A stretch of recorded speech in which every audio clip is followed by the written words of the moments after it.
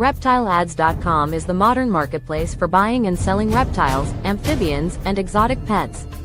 Built by Purple Turtle Technologies, we're creating the most trusted platform in the industry. Join thousands of breeders and collectors on the most trusted reptile marketplace. List your animals, connect with buyers, and grow your business with Reptile Ads.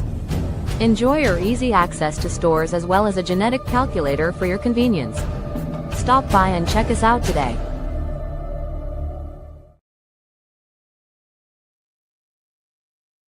How you doing? What's up, everybody? We got kind of an off-kilter show. John's joining us from volleyball, correct, John? Correct. Yeah, my daughter has start of her season starting tonight. She's actually they're about halfway through their first game for the night. So I'll be remote tuning in. So if you guys hear some background noise, some chanting and such, it's coming from the volleyball courts and all the other kids around making chaos. So, but it'll be good. It'll be good. We'll still tune in, have a great show, and the second I can get back to the computer to get the camera on, we will. Awesome. Sounds good. Do you have any quick updates before you mute again? I got a new snake coming in on Wednesday. Won't drop it till I get it in my possession, but it's a good little birthday present for me. My birthday's Thursday, guys, and it'll be a good day. Awesome. Yeah, I mean everything's pretty much business as usual here. The African import dinker girl, she's gravid, like actually gravid, showing. We got some nice tail sucks, so it won't be long before she's got eggs on the ground for me. That's nice. That's good to hear. And what was the pairing to her? So she got paired to the pastel orange ghost. Okay. Male. Yeah. That way you're able to like clearly ID what's coming out of her. Makes sense. Yeah. I didn't want to throw anything in there that's going to totally dismantle the pattern. Right. I wanted it to be easy enough, ideable. Hopefully get another clean male to take back to her next season or the season after. Shoot for some supers. Yeah. And then I've got everything that comes out will be het hypo, of course, so I can kind of dabble with that as well. Yeah. And it's your preferred line of hypo too, which is nice. Yeah. See what it looks like in hypo version, and I've got tons of other hypo animals here, so I can kind of start mixing in incomplete dominance and playing with it from that way. Yeah. I wanted to play around with the hypo before I did like clown or even pied or we've also got an exanthic VPI exanthic pairing planned. So nice. Yep. That's good. That's really good. Sounds like you got a good direction with that project. Hopefully it comes out well for you. Definitely with her showing that progress and looking forward to seeing the eggs hit the ground and then seeing those live egg cutting videos in the future. I'm definitely looking forward to those. Yeah. So I'm getting really excited about it. I'm ready to see what's inside them eggs, and kind of post results and talk about it. Yeah, absolutely. Yeah. Definitely expand on that project a little bit further with a little bit of knowledge and some things as that progress comes. It'd be pretty cool to see, no doubt. It'll be fascinating once it's been hashed out and hammered out in its entirety, and then you're able to like really kind of put that stamp on it. Yeah, that'd be awesome. Yeah, and then because we had the full panel test and it came back negative for everything. Right. So then we got to put our heads together a little bit and think, what are we going to name this after we get a clean male, clean female, and start playing with it and see what it does and kind of see what we want to stick a name on it as, Right. I definitely would see how it interacts with a couple of those like standard, initial codons, and then that'll give you kind of a little bit direction. If it's a color enhancer, give it something name wise that highlights that, or if it's more of just patterns, Yeah. and, something that highlights Yeah. that. Well, I'm So, hoping it keeps like the granite towers, because those are, to me, those are one of the most interesting parts about it. yeah, I mean, the color is nice. It's got the nice clean dorsal down the back. It's got the sorry. granite towers that are really like almost reverse teardrop. You know what I mean? Like they're tall and wide and significant. Yeah, So you definitely have to try to convince your partner there to go with the Sasquatch trait. Sasquatch. Yeah, there you go. Yeah. So let's take a peek at these comments here real quick. You got me double dipping, of course. I believe, let's see. Yeah, we got a new person. I don't know who this is, but I think it's a viewer from Denmark area where our guest is from. Nice. We've got John himself, Oh yeah. Floyd Century, double dipping. We got another person from across the pond. There's our guest, double dipping herself. Yeah, absolutely. Have to, right? We got Brock. If you guys didn't see his show from last week, you should look it up after and watch. It was a great Well, show, so everybody. hey, how you doing? Oh, we got Rosella State, Luigi. Yeah, Oh, yeah. Luigi, what's up? What's up? Luigi, Good to he's see you. in there. My Yeah, man Dennis West, he's up in here. nice. And then 666 himself, he's got us up on the big screen tonight. Nice. What's up, Nick? How you doing? He's interested. He wants to hear about them colubrids and all that kind of stuff, King Snake Central. Ah, Baby. Yeah. so this one's the supporting beef boyfriend. We love that. Okay. Gotcha. I mean, yep, from Denmark.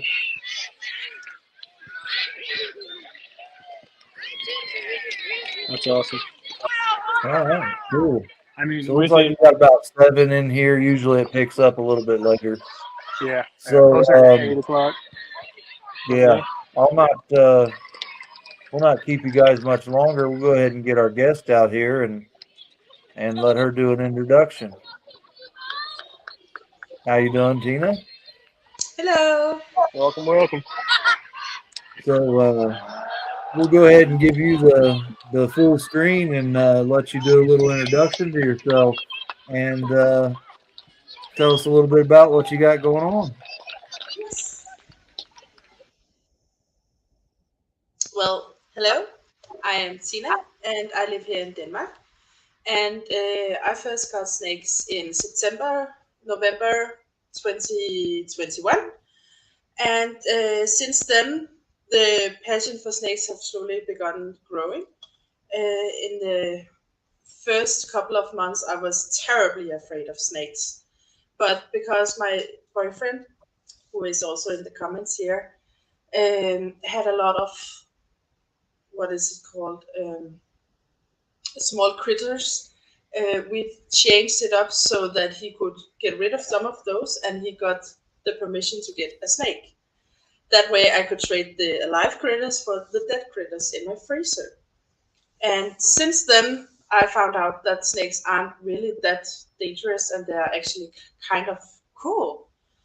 And it then just got better from there because the anxiety slowly got less and less. And sooner rather than later, I had my own snake, and soon that turned into two snakes, and then four snakes, and then.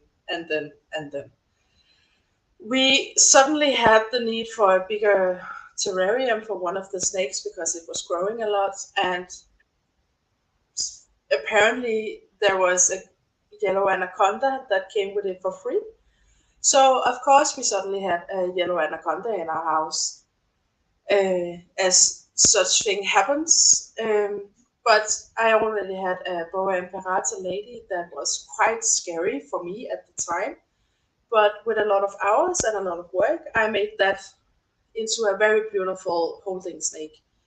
Um, and after a few months with that yellow anaconda in the house, she was quite scary. Um, I put a lot of energy into taming her down, so she was being kind of a nice snake. And the moment I sat by my computer holding her in my hand and she was looking at me, I was just sold. I knew that I just couldn't keep a few snakes. I knew I had to make this even bigger. And soon that turned into a lot of other snakes, not only just ball pythons and boas and yellow anacondas. I also got way more into boas and a lot more into ball pythons. And we had a few breeding projects with our ball pythons that turned out exceptionally well. So of course I had the great idea that I had to go way into more boas, and I saw a picture online that had a white boa, a black boa, and a red boa. So of course I got the idea that I needed to save up for those, but until that time I needed to get a red rainbow boa, a black Mexican king snake, and a white ball python. So I got the white ball python, I got the Mexican black king snake, and of course the rainbow boas. The rainbow boas I have now are a few separating markets that I expect will give some return next year or the year after. This year I got a litter on my boas for the very first time and got an exceptional litter of 27 baby snakes that are all thriving and shifting their sheds just like they should. And in a week or two, I will start feeding them for the first time. Oh, and someone may see in the background, I also have a cat. I have two cats. I have a red cat and a black cat. And if you see behind me, you can see that I got a cage. And there I have my green-headed Amazon, or a Costa Rica parrot, it says here in Denmark. So I have quite a lot of animals. And of course, we've had all of the lizards in this time.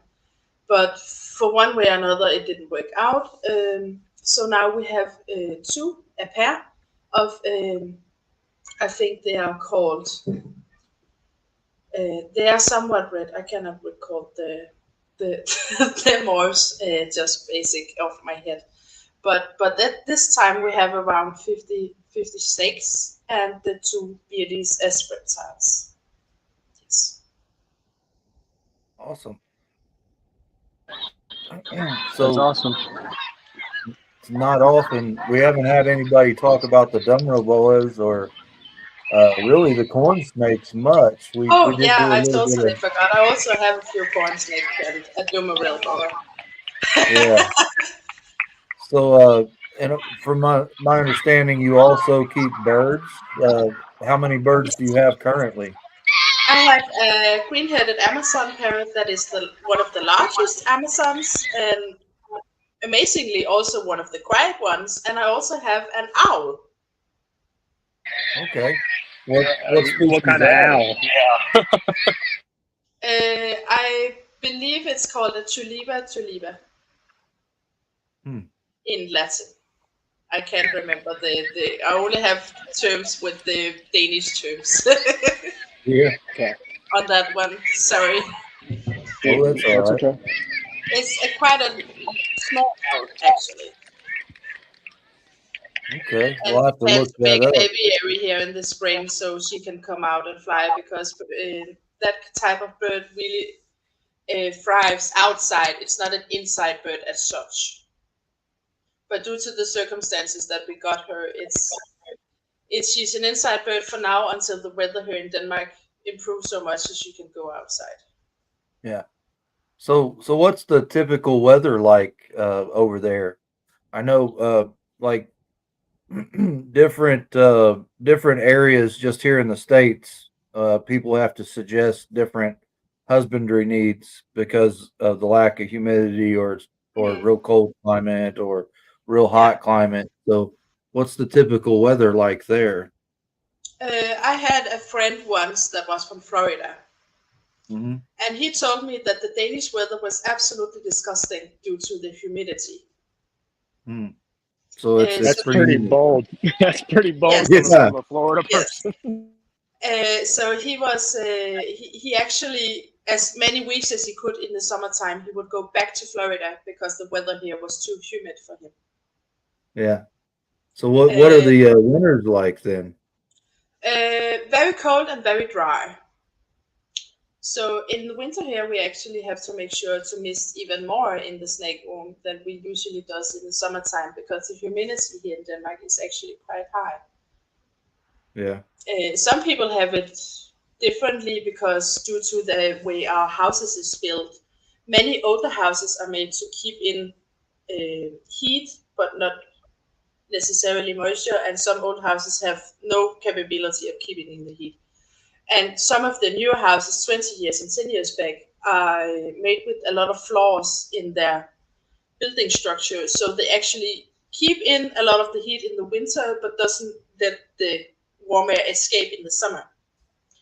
So if you have animals here in Denmark, you have to be especially keen on watching the signs inside the enclosure to make sure that you are keeping the right humidity and temperature.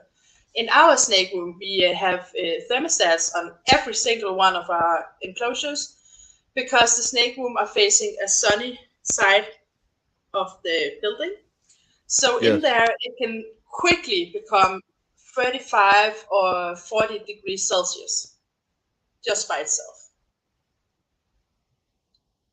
And that is about 55 or 90 of your degrees. That's a lot. So that's Yeah, why, that's pretty warm. yes, it's pretty warm, yes. So we have the thermostats on in there so we can actually save a lot of the electrical bill because the temperature in there is right around where we want it for the snakes. And if it's getting too warm, we have um, a air conditioned shower that we will sit in to make sure that it is colder actually. Yeah, yeah. I mean, we go through quite a bit. I mean, it'll get 80s, 90s, 100 here in the summertime and then negative 30 in the winter. So, I mean, it's all over the place here as Yes. well. Usually And the we We winters are struggle actually a very lot. dry. Very dry. Yeah, we Humidity is a have a struggle a lot saying with challenge. that humidity. we actually have a saying here in Denmark that in May she dresses in a new dress every day. So the last few days we have such sunny weather, and yesterday it was all rain and thunderstorm. Yeah, yeah. So it The way, changes a lot here in the springtime. The, the rule of thumb in Indiana is wait 5 minutes, it'll change. Yes, yeah, exactly, just like that. yeah, yeah. So, I mean, perfect climate for corn in the summer and for nothing in the winter here. So, Yeah. but we're currently right in the high 50s, mid 60s ballpark. But last week we were in the mid 70s and high 70s. So Oh, it's a it little back and changes a forth. lot. Yeah, it's a little back and forth here as well.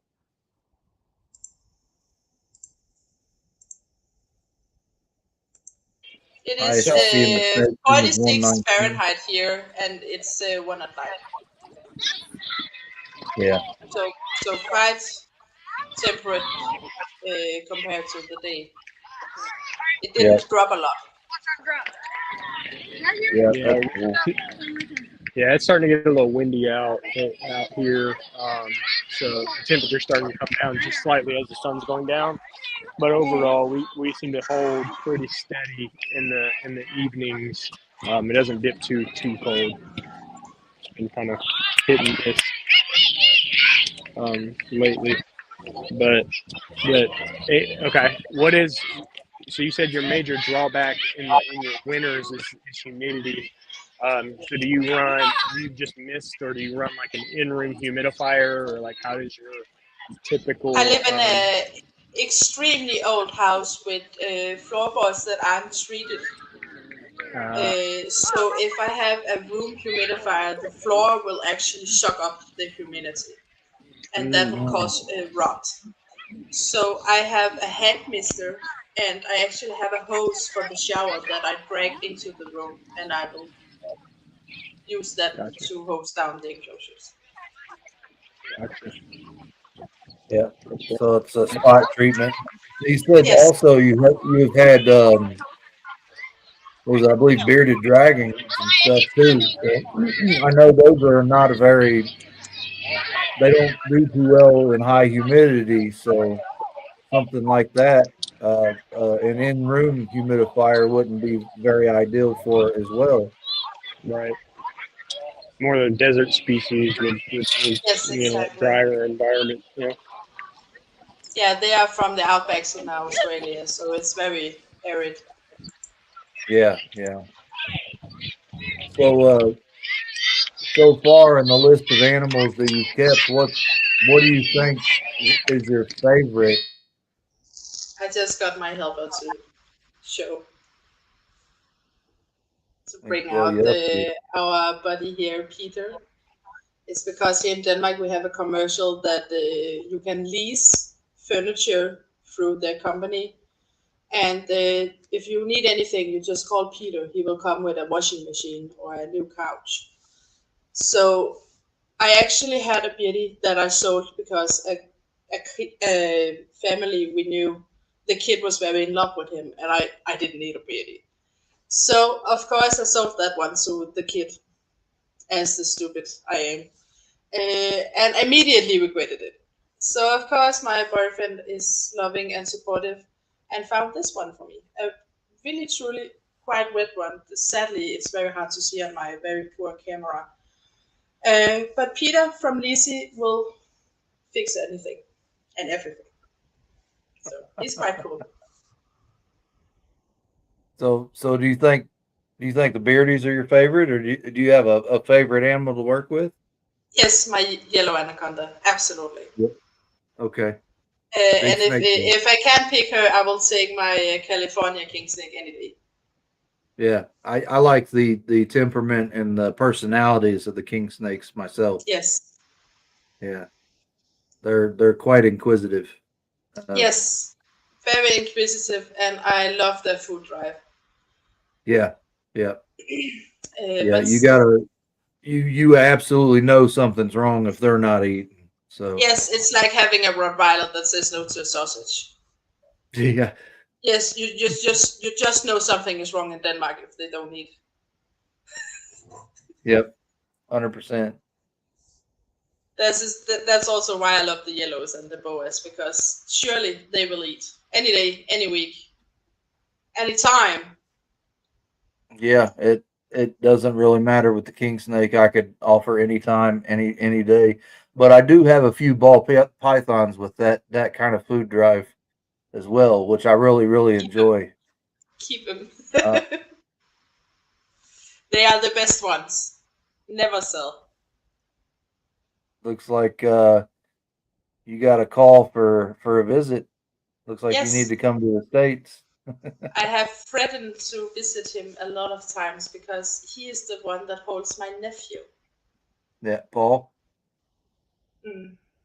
Yeah, yeah. So for those of us that doesn't know, Brock has a nice, beautiful, absolutely beautiful snake named Beautiful Paul. Elton. So We're Yes. talking about the false water cobra. No, that's angry Paul. His name is actually John, but I keep teasing Brock that all of his snakes are variation of Paul. Also, Paul's girlfriend is called Paulina, and that isn't true as well. Paulina, Yes, that's hilarious. I have nicknamed all of his other snakes to a version of Paul. That's absolutely hilarious. So, you keep tarantulas as well, correct? No, I don't keep them. My boyfriend keeps them. Your boyfriend keeps them? You Yes, see how her they eyes got have all big? She said no spiders. no spiders. They have way too many legs. I like them with 4 legs or no legs. Oh, is she not happy about you? Oh, here he comes with my beautiful helper. Comes here with my daughter. Hello, honey. Ow. She's a little bit food driven. It Yeah. can't be. Hi, Smoggy. Oh, er min syg. Er min dum.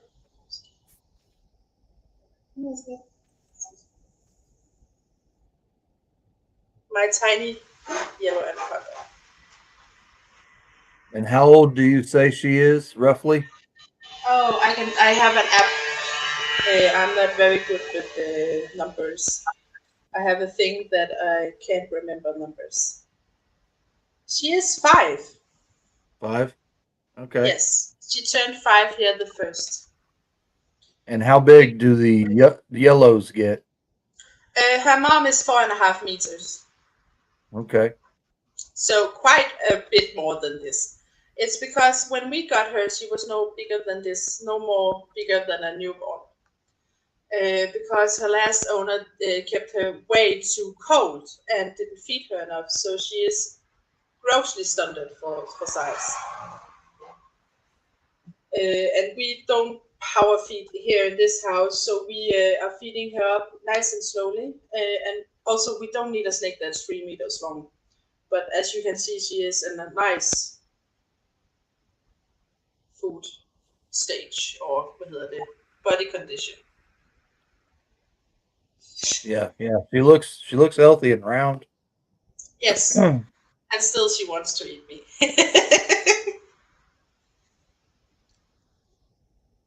It's just one of those food responses you just cannot.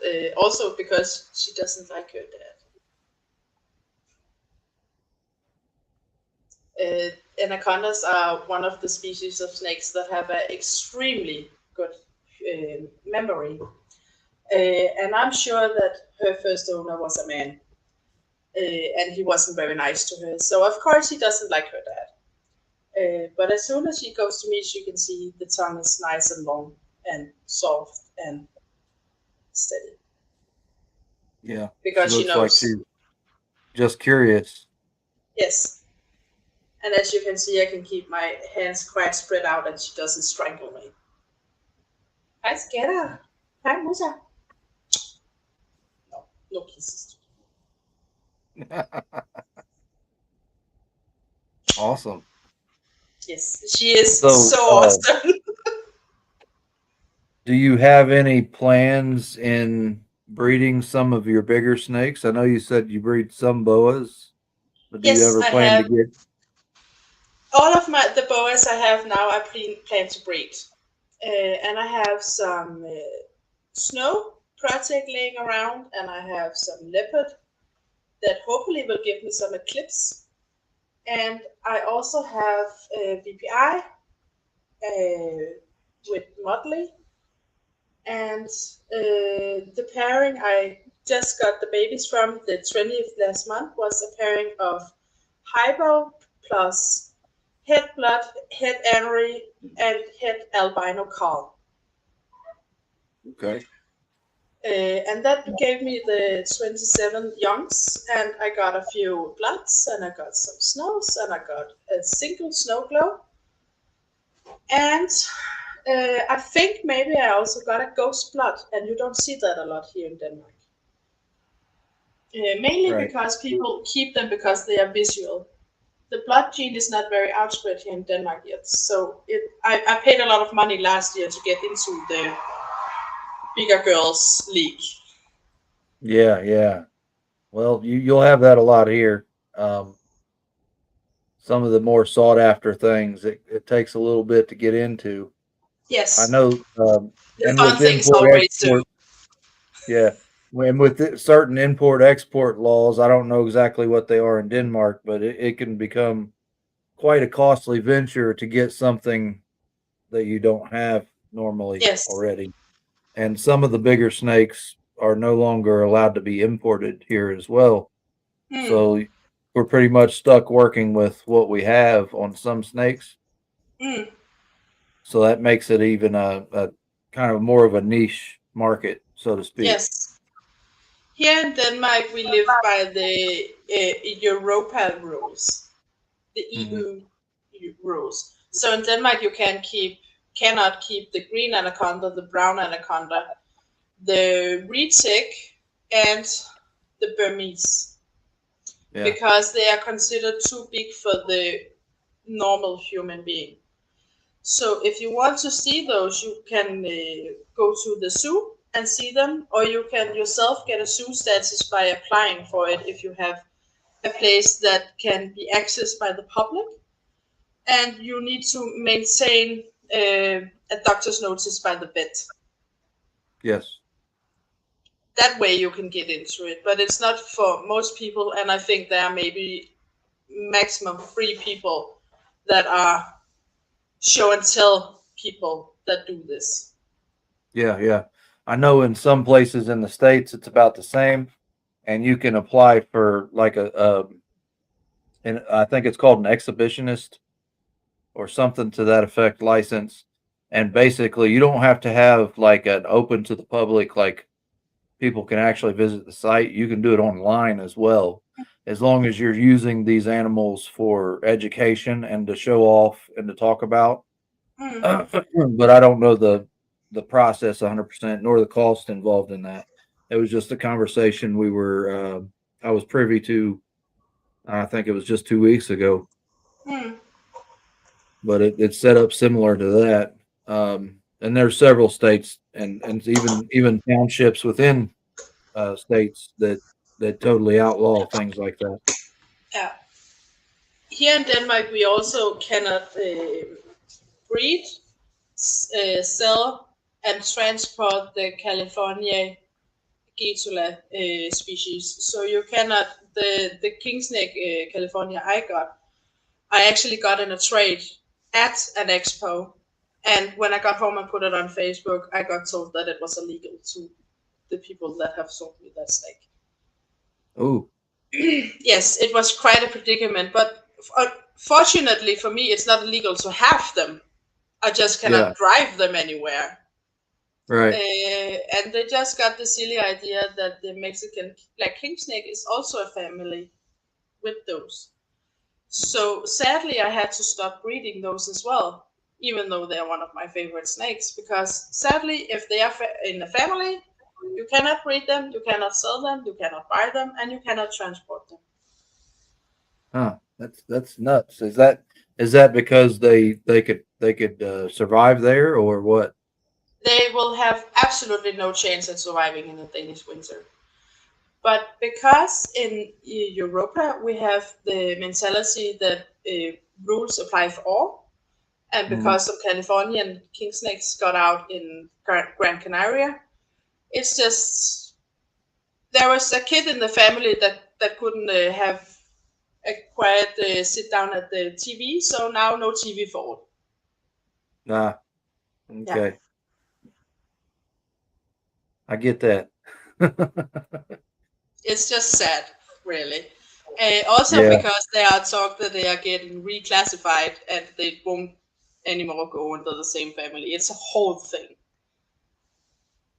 yeah. So we currently have a Florida king snake, and that's the only, I guess, subspecies or locale rather Mm. of the king snake that we keep. Um, so your boyfriend is a bug boy, from what I understand. That's the Yes, he's a bug boy. isopod, cockroaches, and spiders, and Yes, okay. I So have you I don't. have one species of isopod that I find is extremely cool, but the rest is just icky and too many legs, and that's so weird because I love the snakes and I love the parrots, but oh, you got too many legs. Apparently, that's too much. Where you draw the line, huh? Yes, apparently. Well, But the funniest thing, I was so afraid of snakes that I was actually more afraid of snakes than I was of spiders. and I apparently got well over that. But spiders Yeah. is just one of those things. I cannot seem to get over it. And a few of the spiders we actually have are mine. I'm just not touching them. He's feeding them. He's keeping them clean, and I go into his room and I look and I say, "Wow, that's a nice spider," and then I go again. Oh, this is the one of mine. I don't know if you can see it on the camera. Yes, actually you can. Oh, that's so nice, babe. Can you please put that back, please? Beautiful picture. Yes. I'm so glad you cannot see my face. I can only What's this imagine. called? It's on the front. Oh, it's in the box. I can very carefully read it aloud. That's a Brachypelma hamuri. Very small one. Mexican red. Yeah. Yes, Mexican So- red knee, he says.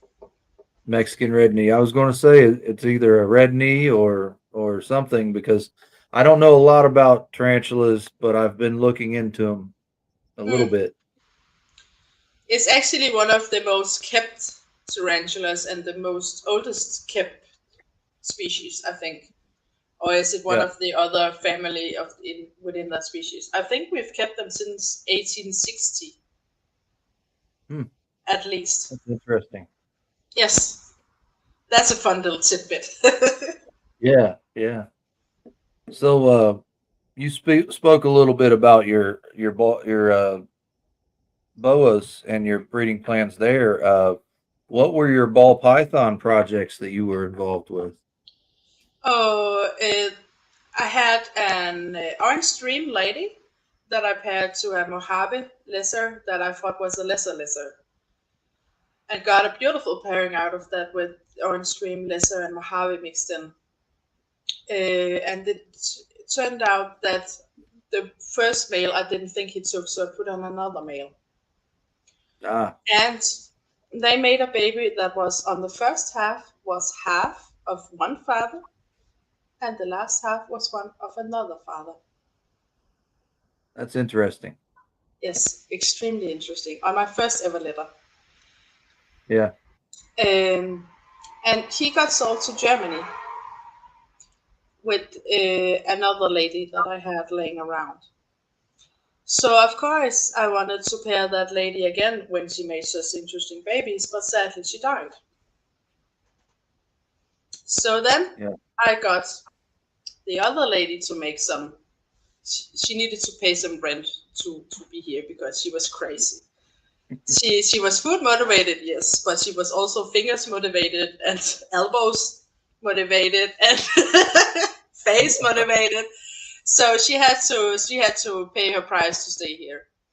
So I put her with my Lisa Mojave male to prove him out to see what genes he had, and I made some beautiful Karma and purple pastel babies. Here you can see my beautiful build male, and here you can see one of his babies, a purple pastel, purple passion. Purple passion. Yeah. Yes. Yeah. I believe, I think it had to have been a year ago. I believe that I remember you posting some pictures in the King Snake group about them. Yes. Yeah. She is from the second litter that I made, and in that litter I got twins. So one must say I've been really lucky with my breedings. When I got in the first litter I got that one that was one half and one half with no genes from the mother, and then on my second I got twins. So statistically that's not really possible, but I did it. Right. Yeah, we are at the mercy of the odds gods. That's Yeah. what we say around here, because yeah, they can give you percentage chances that you would get such and such combination out of your pairing, but it's really up to chance. Yes, exactly. The plan is to breed my two ball pythons next year or the year after, depending on how much weight she puts on. That way I can make Karmas and I can make Purple Passions and some Super Mojave and some, yeah. I think you're better at calculating that than I am. A little bit, a little bit, Yes, a lot of practice. yes. Unfortunately, I still cheat using the calculator on Morph Market. Yeah. So I mean, after doing it for a while, you'll get to where you can run it in your head pretty easily. Yes, people Uh, keep saying that to me. It hasn't happened yet. well, it does take a lot of practice and a lot of looking, and then there's the Punnett square you can use to visualize. Mm, Actually write it down, and yeah.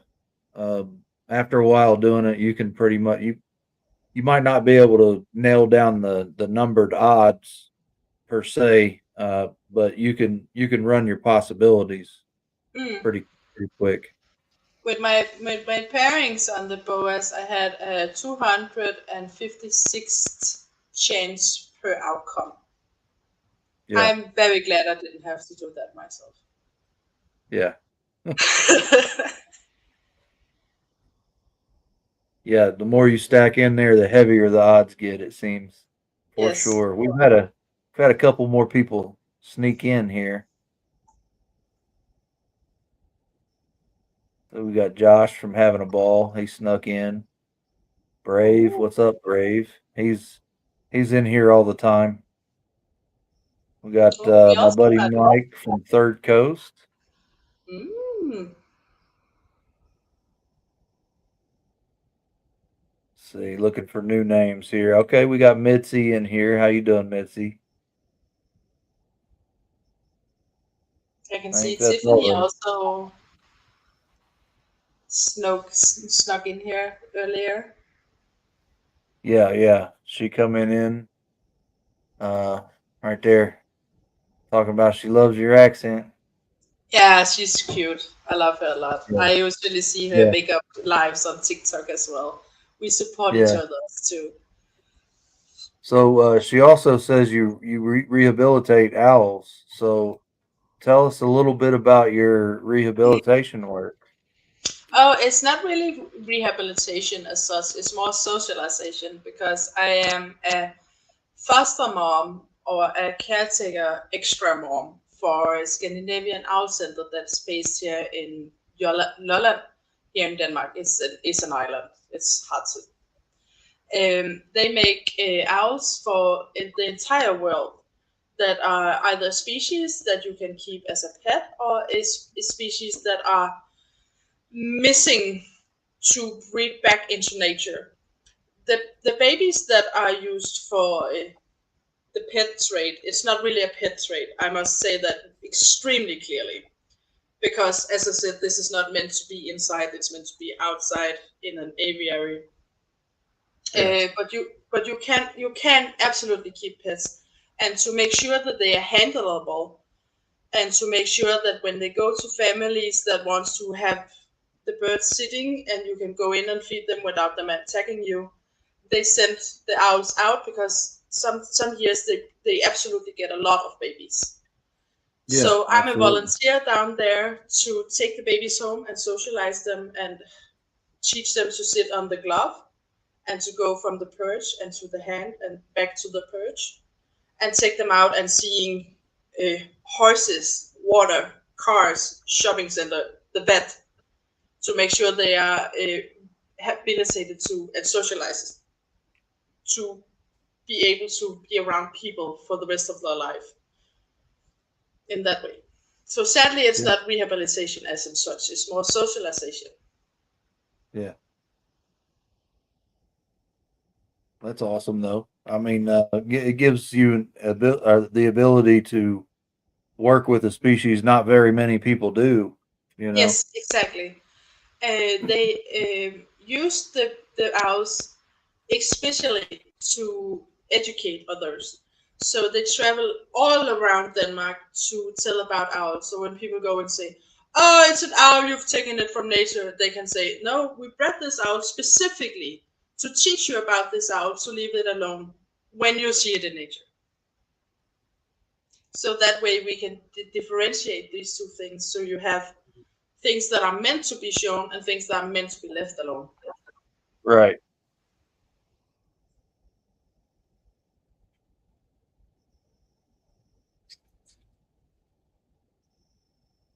Yep. So yeah, looks like G Paul, Rivens Forge Clown Factory popped in. Mhm.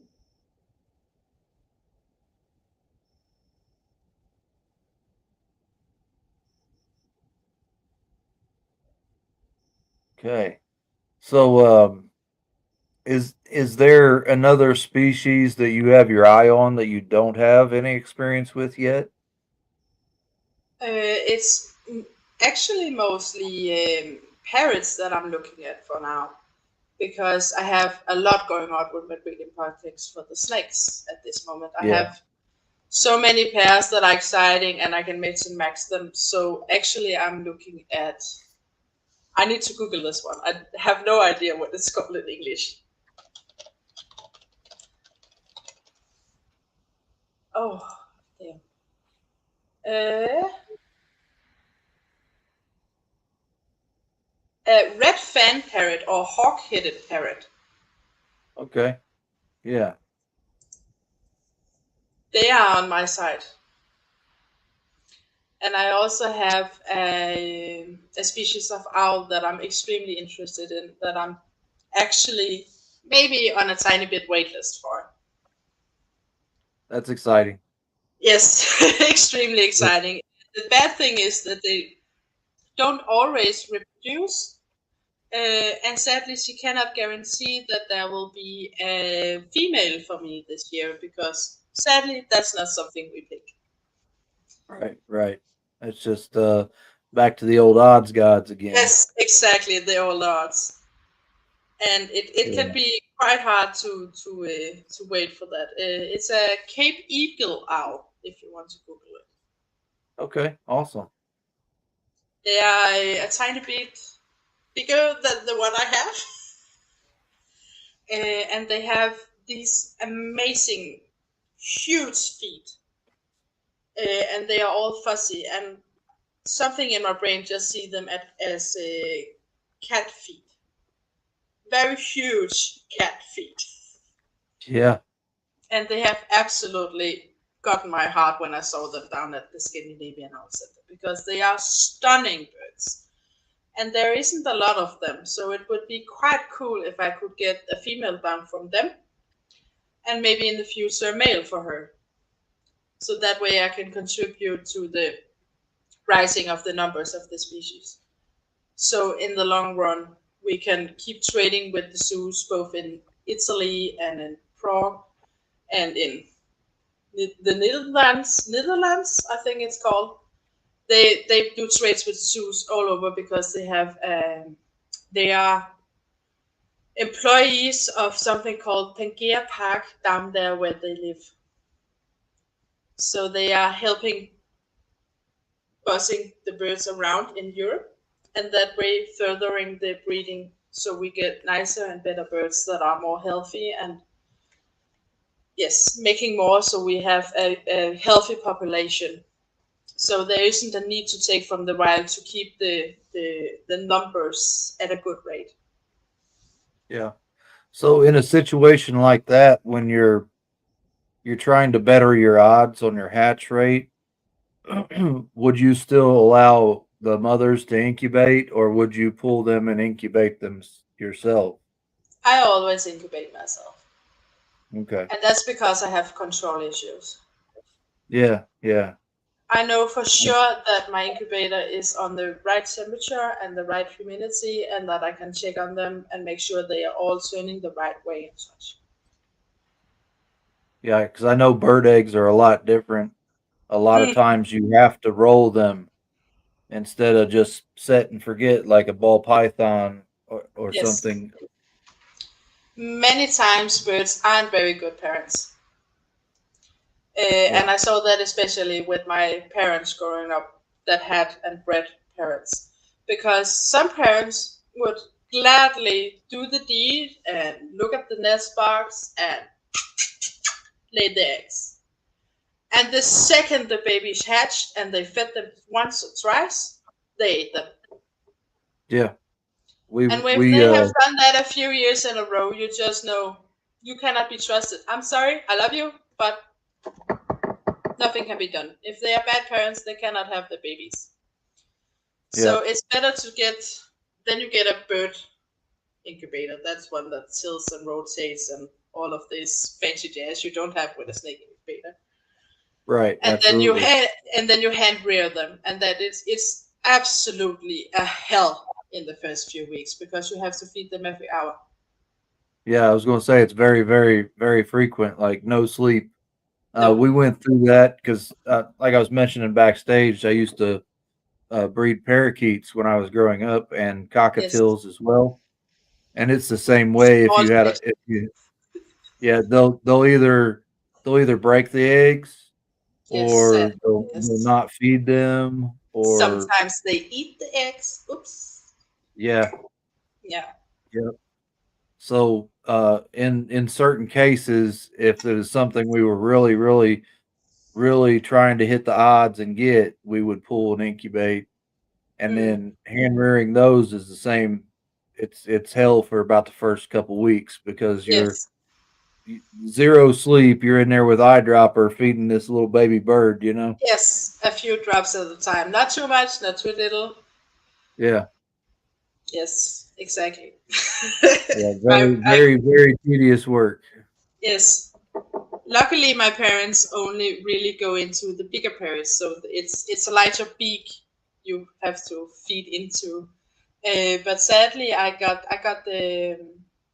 bought some double black budgies last year, or the year before actually, and they finally got babies here last year.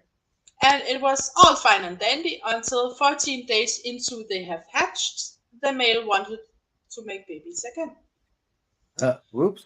And that's a big problem because his way of saying that is to try to eat the babies, but they are quite too large for that. So it caused a bit of ruckus. Yeah. So I had to be the big bad policewoman and retain him and put him into my parents' house for the jail. And I had to make it a safe haven here at home with my big heart and my syringe and help her hand rear those babies because she just couldn't do it all. Right. And after a few days, she was like, "Okay, you can have them. I will just Yeah. sit on my stick here and you will do that." And then it was a week and they find out how to get out of the box and they keep pestering her. So sadly, she had to help them socialize. So I was very mean about that. But we got a deal in the end. For me, it's very important that birds learn to be birds before we take them from their parents. So I was like, you need to socialize those. If I feed them, you socialize. That's the deal. Yeah. And when Yeah. they got big enough to learn to play, they were all right. She thought they were all right. A bit noisy, but all right. Mike is clowning in the comments here. So in the States here, we have a restaurant chain called Hooters. Yes. Yeah. Yeah. Yeah. I also saw Yeah. that Brock is saying that I want Paul. That's a false rumor. I will only keep him for the weekend. I would never take him. I could never do that. I could. I think he will have to So, check my pockets if I ever come to visit him.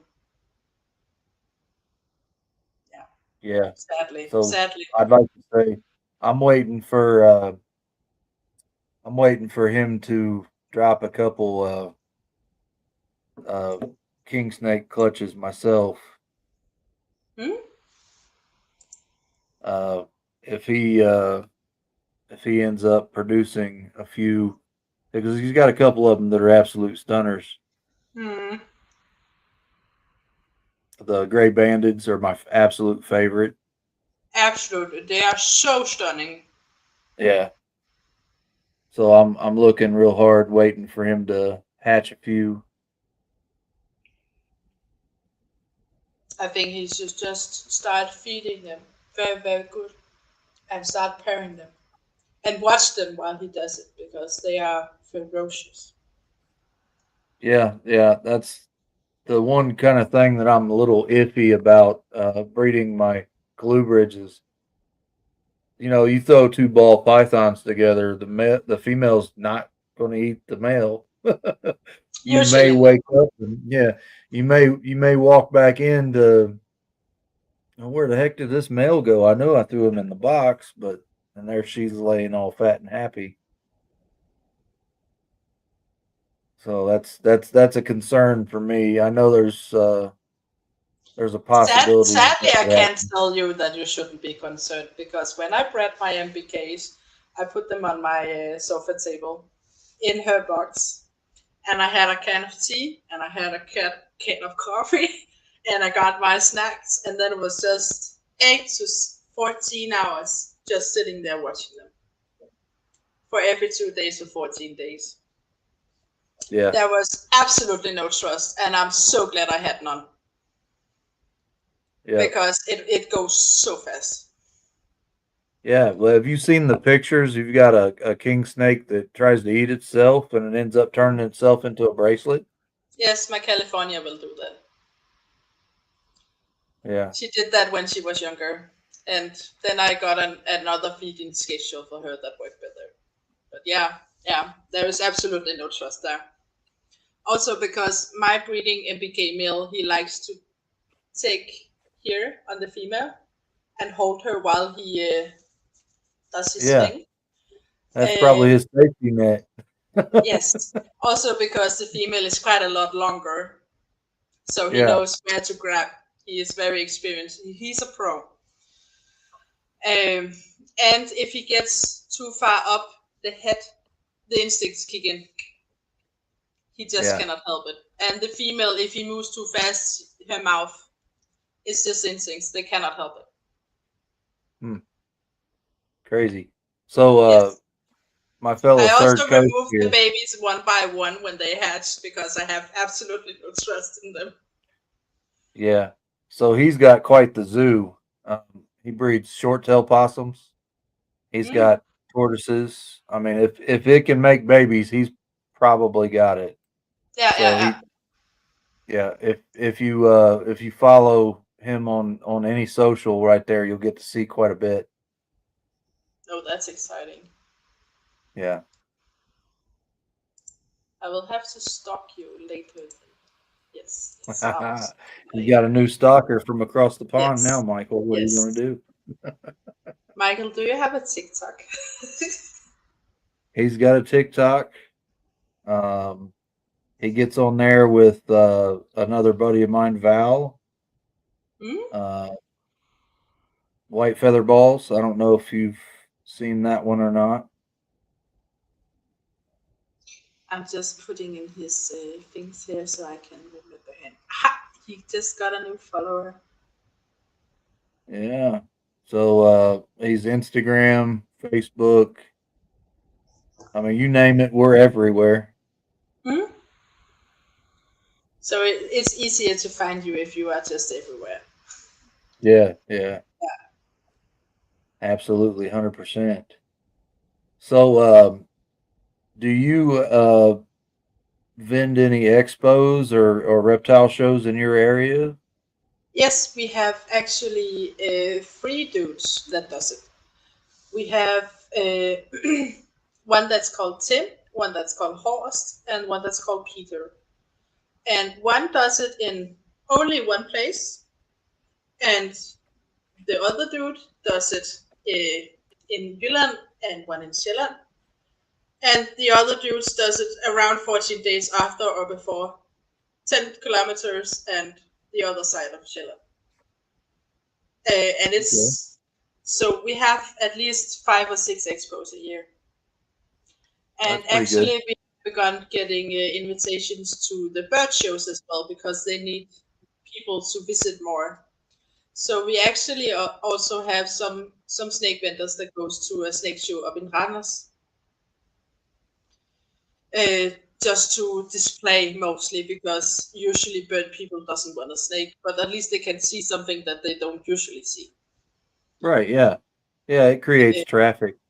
yes, It really exactly. does. And usually I only goes to the two that are in the mid of the big island in Denmark, because the other one is 3 hours away and it's way too far for me. And the other side of the country costs money to go with the bridge. So usually we don't do that. But after I got my boa litter, I will absolutely consider it, because now I have a really, really exciting thing to sell. Uh, but I've been on the socials for such a long time now, so mostly people already know me. Also, because the years that I didn't have any snakes to sell, I've come where I've made some snake travel bags that I've sewn myself. So that way I still turn up and I have my name on a nice board and Yeah. people can get to know me. So, how do you pronounce your business name? Lykkevinge. Okay. And it means happiness and a road that is curled around. So when you have a vinge, it's a road that goes from the main road down into a few buildings and out again. A vinge is also always something that you can get out of. It's not a blind road. Okay. And it's because I live on a road that's called a vinge. So it's happiness where I live. That's cool. It's not, That's I cool. thought about it a lot and not a lot, It actually took a lot of courage to finally make my brand name, because I knew that maybe at some point I might have to put something on Morph Market, and I was a little bit unsure how people would pronounce it. And yet I had the idea. All you guys, you are wild with Vikings. You Yeah. will learn. You will learn to pronounce it someday. Yeah. Absolutely. So, I've been told that there's Scandinavian blood in my family. So, Mm, Viking stuff is kind of it's always been interesting. So, yeah. yeah. Vikings are mostly the Icelandic people and the North Norway and Finland. We are more German than we are actual Vikings here in Denmark, but you shouldn't say that around town. Do That's you know awesome. where your family is from specifically? Have you done an So, ancestry test? I have not, but I probably should. I know on my mother's side, there's a lot of German blood. Hmm? Yeah, and the her maiden name was Hildebrand. Yeah, Yeah, Germany is and just under Denmark. We are connected by one of our yeah, islands. We go to yeah, and Germany to buy cheap candy and such. yeah, and then and on my father's side, it's more Ireland, Yeah. Irish blood. So I mean, that's about the extent that I know. But I thought about doing one of those little mouth swab deals, and Yes, yes, yes, with the percentages that spits it out for you. yeah, I think that'd be pretty neat to know. Yes, I, exactly where your family might be from. yeah, I know Here we're in all here short. in Denmark, my heritage is a very big deal. I know one in my family does the very, very, very big family tree. So you can go back like many, many, many generations to see where you're actually from. It's really, really cool. Hmm. Maybe you're on it. Who knows? Yeah, probably. I know shorthanded. Most of my family's from Kentucky, so uh, I tease I tease G Paul over here. Let's see, where's his last comment? Right here. I tease him all the time because he's originally from Kentucky, lives in Florida. I said, hell, we're probably related. Hmm? So Is he excited about that, or does he see it as a threat? A little bit of both. He probably had a Oh, little on his brow. No, but we were talking a few times about where our families were from and stuff, and he knew right where every little place I was mentioning was. He's like, "Yeah, I got family over there," and blah blah blah. So it was there. He is. He said he's good with it. yeah. It must also be a little bit weird living in such a big country or as a community of states and meeting someone randomly and talk about the same places. Because in Yeah, Denmark, every Danish person knows each other out in the third link. So not my friend, but my friend's friend knows me. We yeah, are such a small country compared to the US. yeah. It's pretty big and wide open in a lot of places. Mm. Uh, my man, Third Coast, right here. He's from the biggest state of Texas. And then so we had John Mission Morphs. If I can pull his comment. I've actually got his hat on right here. Mm? Give Mission Morphs a little shout out. It's very cool. See, where'd he go? He's in the comments somewhere up here.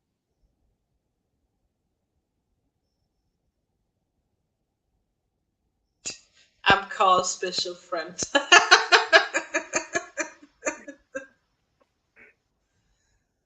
Yeah, he's there he is. Yep, so he's from Texas area as well. And there's my partner Jody. Mm? So we're doing some breeding projects with each other. She's my partner with the import African import dinker, and we have a few little exanthic things going on. Mm? That's pretty as well. Yeah, yeah, we like should well, exanthics is in her business name, so Oh yeah, yeah. She we're thinks all they're about the fun too. exanthic. Yeah, something about the grayscale and the black and white. Yeah, they are Yeah, absolutely stunning. We don't have a lot of this in Denmark yet, yeah, but I suspect people will mix it in more because it makes such a lovely contrast between the colors. yeah, yeah. So what other types of breeding happens over there as far as the reptiles and things that we may not have over here? Ooh, that's so hard to say because we are again a very very small country. Yeah.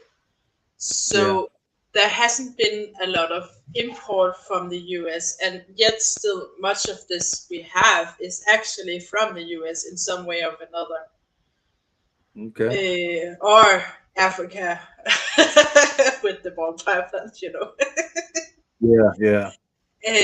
So we can see the trends in the US and bring it to Denmark.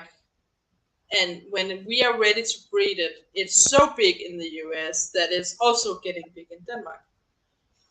The thing about the Danish people is that we are extremely stingy with our money.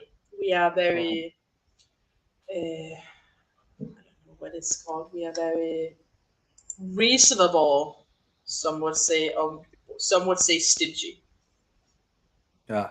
So I call So it frugal. Frugal. yes, frugal. Yes, frugal and practical. Not as practical and frugal as maybe the Icelandic or the Norwegians, but we are there. We are close to Germany. We are close enough.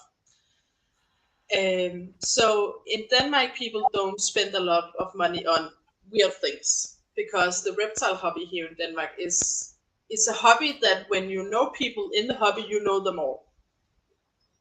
It's not a very big community, but it's big enough.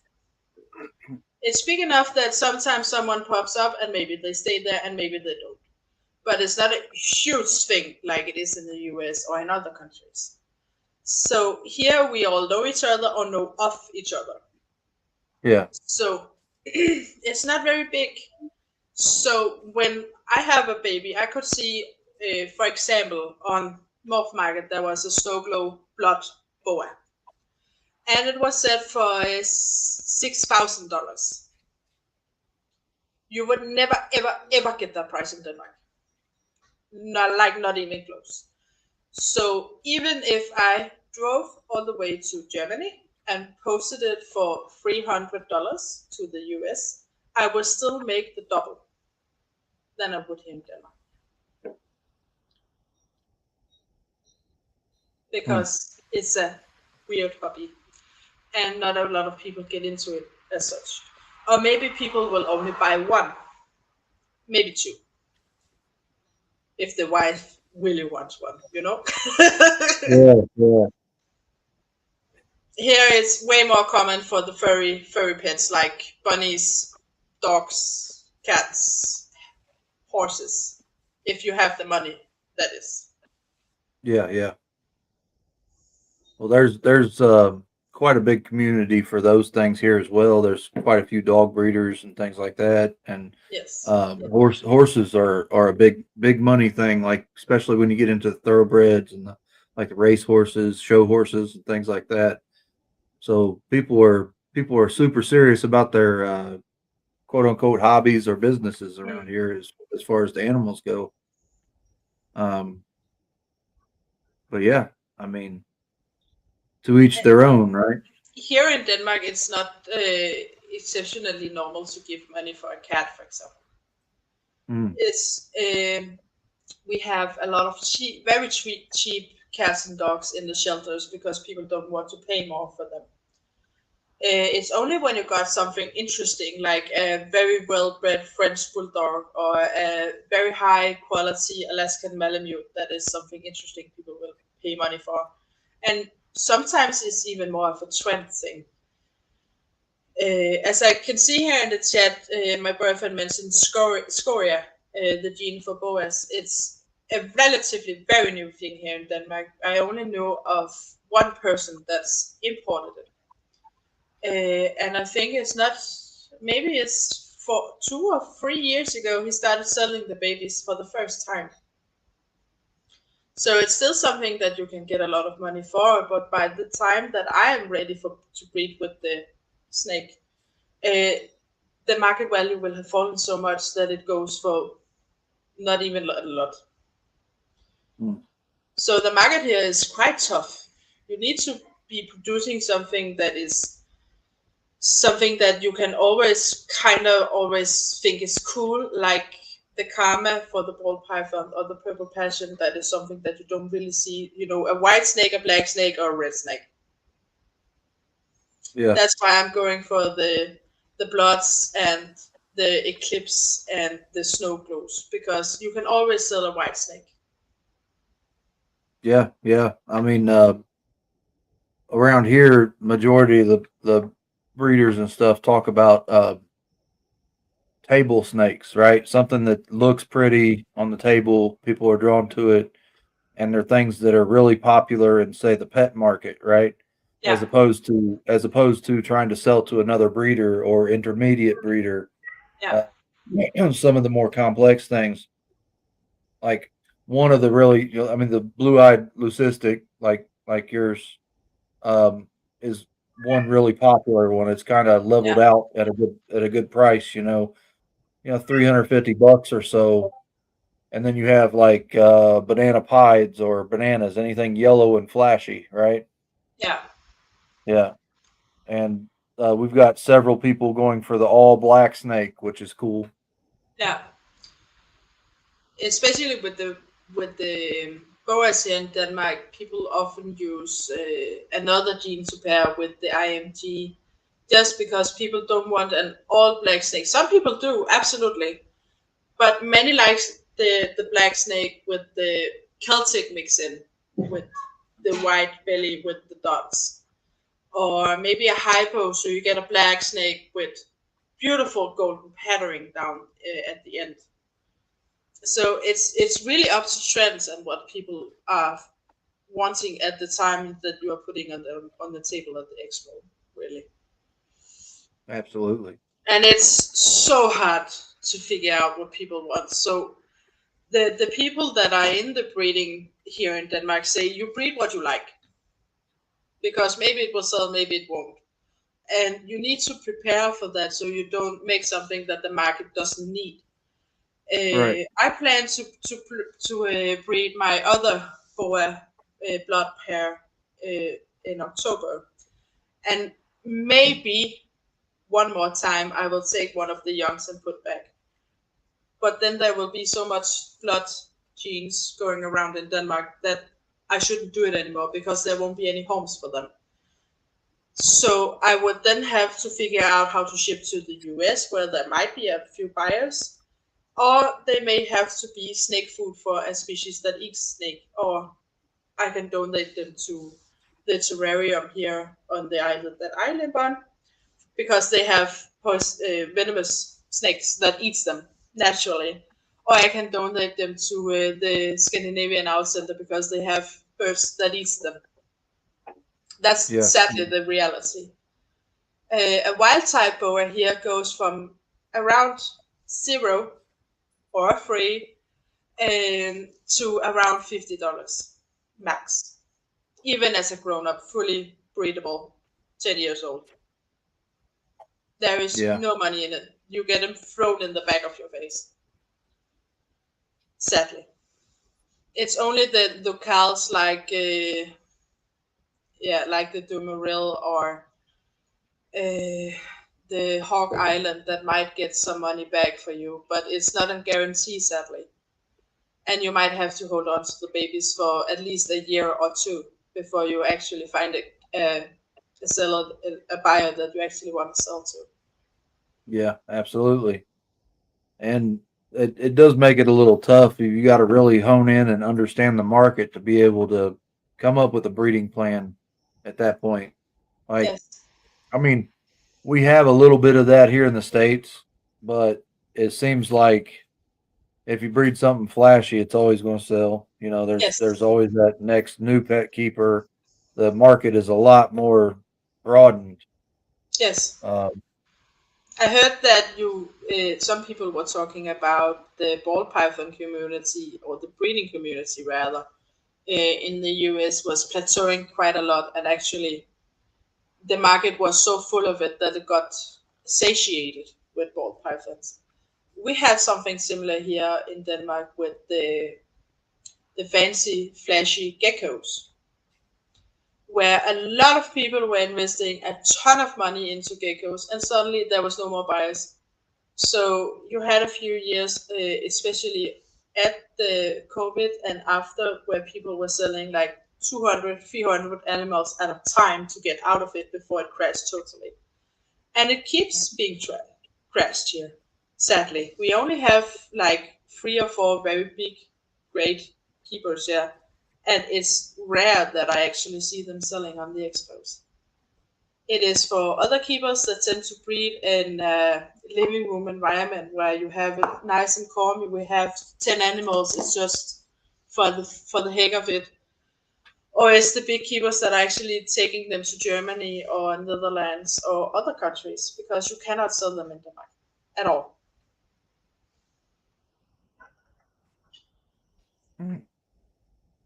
I'd imagine that would be hard for me to do because I enjoy the hobby so much that if it got that tough that you couldn't move your stuff at all, that I mean, there's no sense in you doing it still. You know, Mm. that'd be tough for me to swallow. I think. Mm.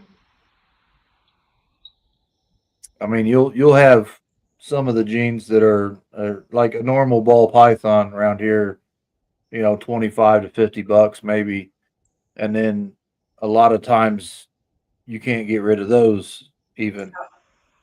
Uh, and we've gotten to the point where there's almost no such thing as a normal ball python anymore here. Yes, Everything has got it's a extremely recessive. hard to come Yeah. by. Well, everything, even though it appears normal, it's got other recessive gene Yes.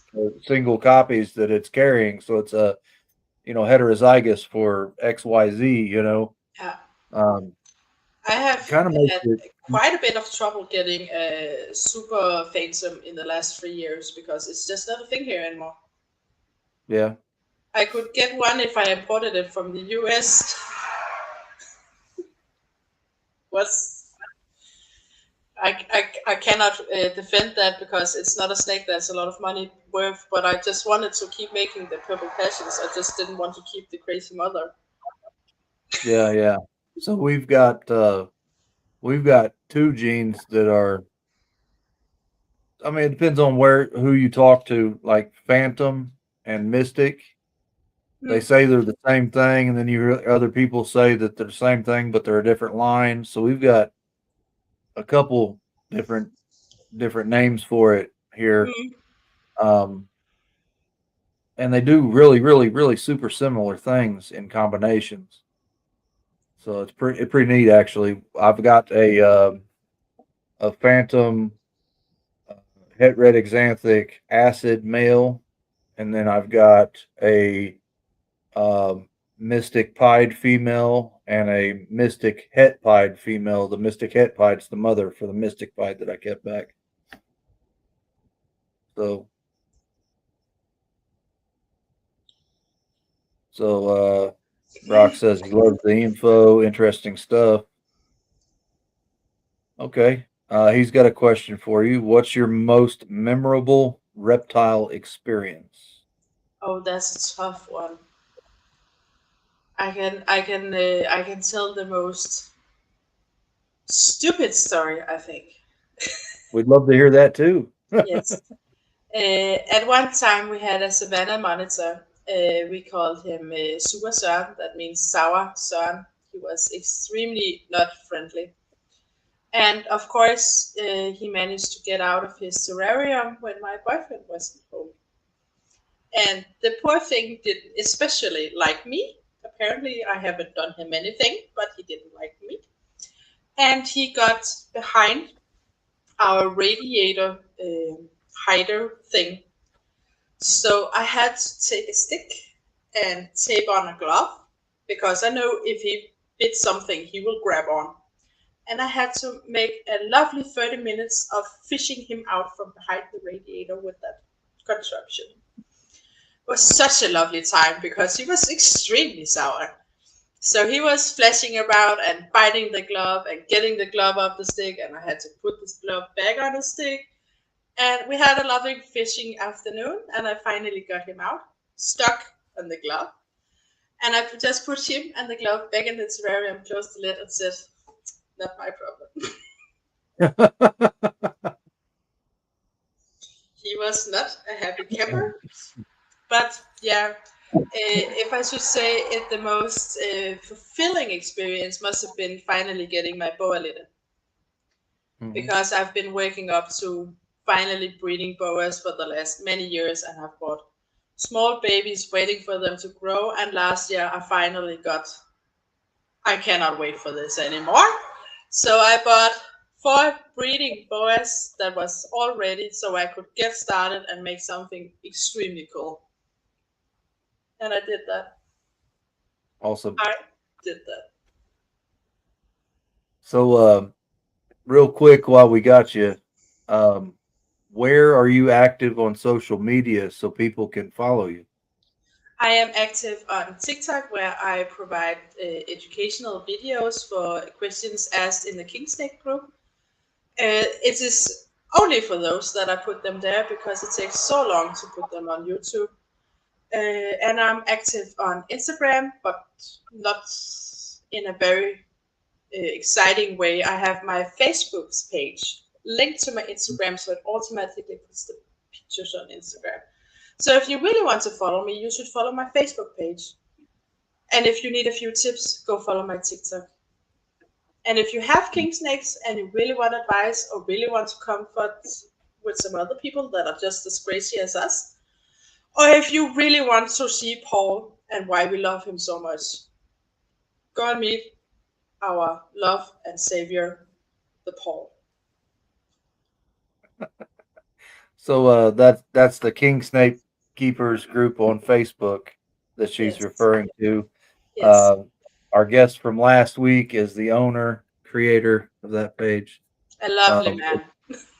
it's full of interesting information. And I think I told the story last week, but it was like almost 2 years ago, I believe, that I joined that group because I got a king snake that was a surrender, meant to be kept as a pet, and I knew a little bit enough to set it up with a proper enclosure and get it eating and stuff. But I wanted to really make this thing thrive, Yeah. so that was the first king snake group that I joined.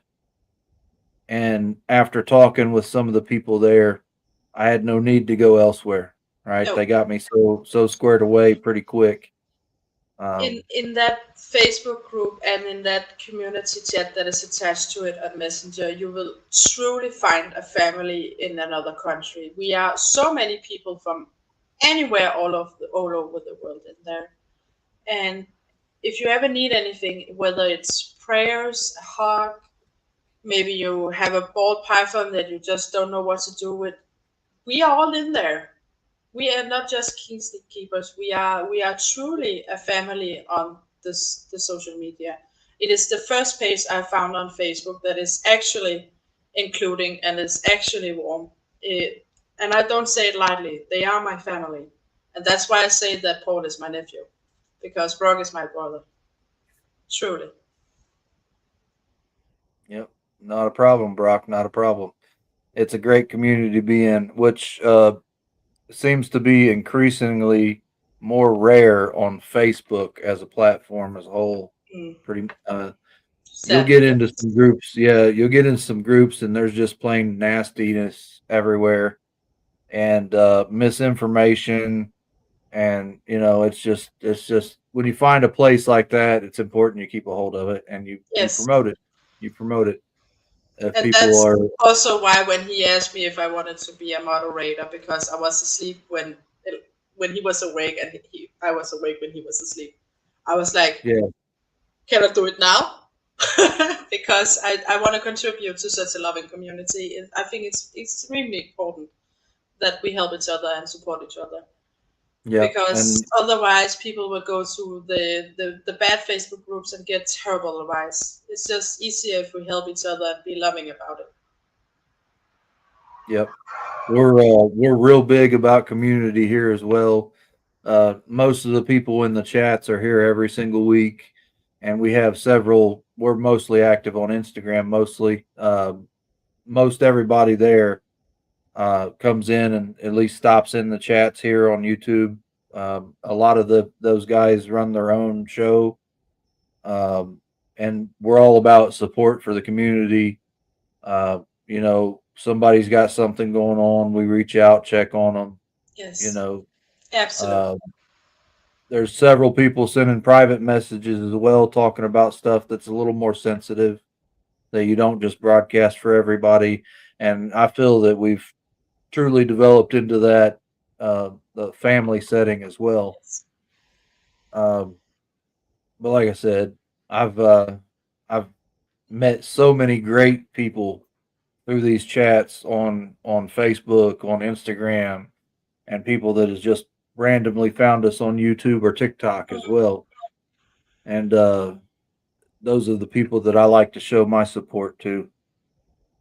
So we got White Feather Balls, my man Val himself just popped in. And then right there, G Paul loved all the info and drawing comparisons between the hobby and both countries. Yes. Um, and G Paul, he's going through a little bit of sickness as himself right now. And as you said, he's got about 30 phone calls today checking on him. So Yeah. this is what we're talking about. If it's not a It's, phone call, it's a message or, you know, it's it's why something. the people I have here in Denmark, I have taken them and I've thrown them in so they could see just how loving a community it is. Because it Yeah. is something extremely extraordinary. We got each other, and I find that so beautiful.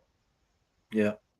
So here's another question for you. Kind of change it Yes. up a little bit. This is something that I asked Brock as well, and I enjoy asking and hearing everybody's little stories on this.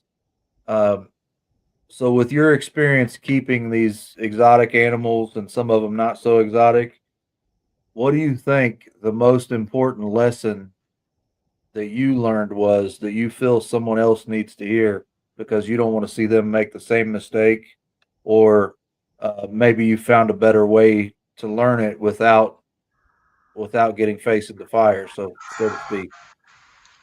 Oh, in terms of keeping the animals or Yeah, in understanding terms the of animals, or keeping the animals and working with the animals, what's a valid piece of advice? Most people automatically go to do your research on whatever animal you want to keep, which is valid, absolutely 100% valid. But I'm looking for what's something that you didn't know about and you learned kind of the hard way. You know what I mean? I got that yellow anaconda, and I thought I knew what it was like to taming down an angry snake. Yeah. Because I got told that you just take your hand, don't be a pussy, grab it.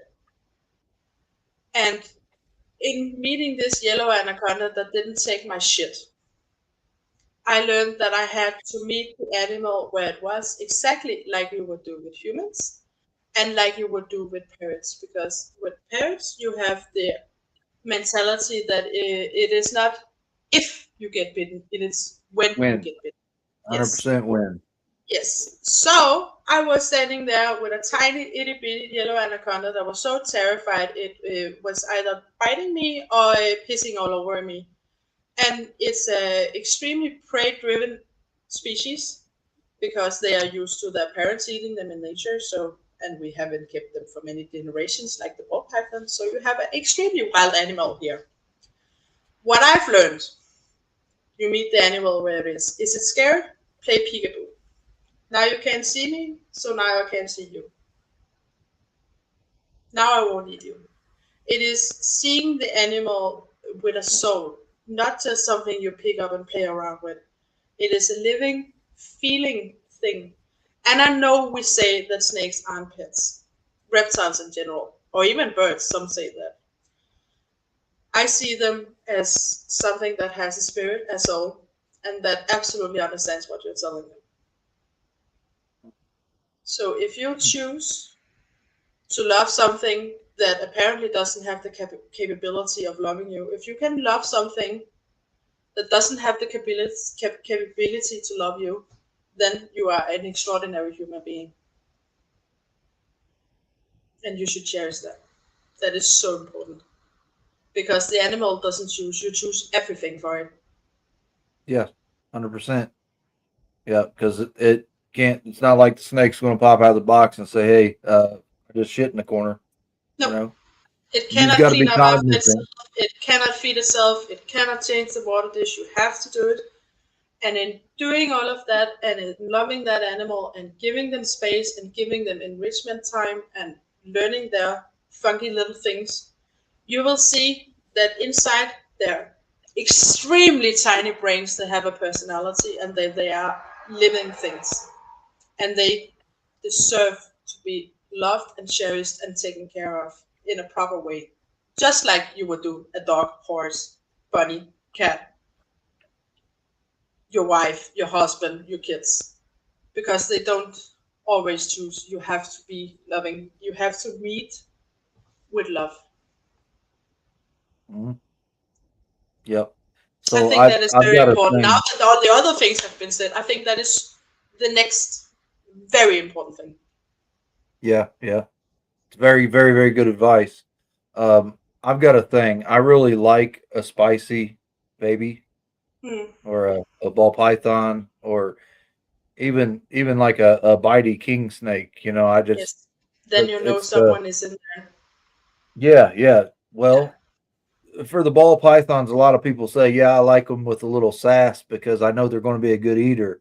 To me, Hmm. it's a little more than that as well. It's a challenge for me. Yes, it's a challenge. Um, because you can take ball python or whatever snake and handle it and basically teach it that you mean it no harm, right? Yes. And then you can almost see the instance if you handle them enough and you work with them enough. You can see the instance where the fear washes away and that light bulb Yes. comes on. Like, hey, Yes. this is And that cool. is what it did that afternoon with my yellow anaconda. You can see here, she got me good, but I know she Yeah, didn't mean it because she absolutely loves the enrichment time that I provide when she gets out. And I love her. I still love her. I will never blame her for this. It's not her fault. She was scared because it was the strange, ugly man that got her out. right. Yeah. And It's just well, about having my the king, capacity to understand. yeah, my king snake doesn't particularly care for my wife. Hmm. The musk on her. Uh, if she touches it, it'll rattle its tail. You know how Hmm. they do? They act like a rattlesnake and Yeah. just vibrate their tail. So And spicy, so venomous, such a yeah, thing. yeah. And it was a couple weeks ago. She reached in to grab her water dish to change her water deal, take it and wash it, and give her Hmm. fresh water. And that little shit bit her. Yeah, I've shit never, happens. I've, I've never been bit by that snake Oh, ever. in You know? Denmark we call that an error 40 because it usually happens 40 centimeters from the face. Yeah,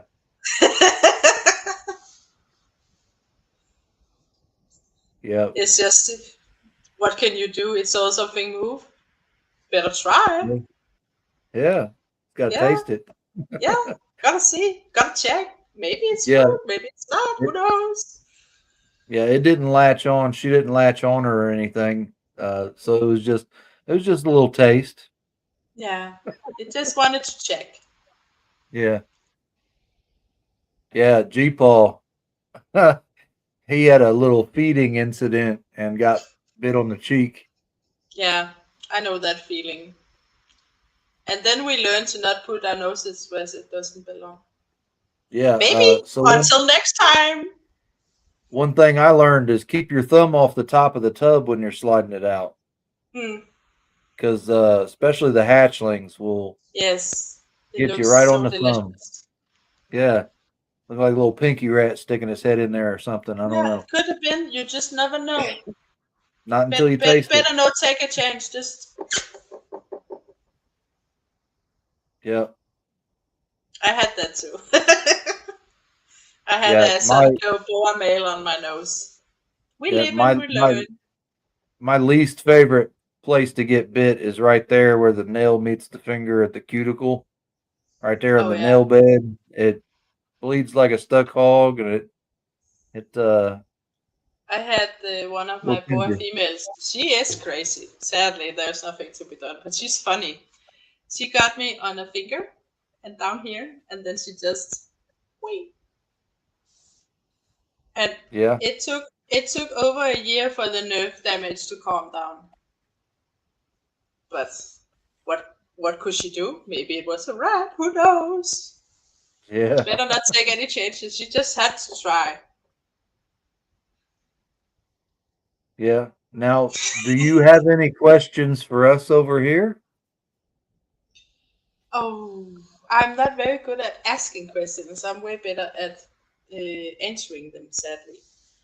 Um, but have you any big projects planned for this year? My main project and main focus is going to continue to be the African import. Um, I'll have to post a picture of her in the King Snake group so you can take a good look at her. I Um, wouldn't mind that. yeah.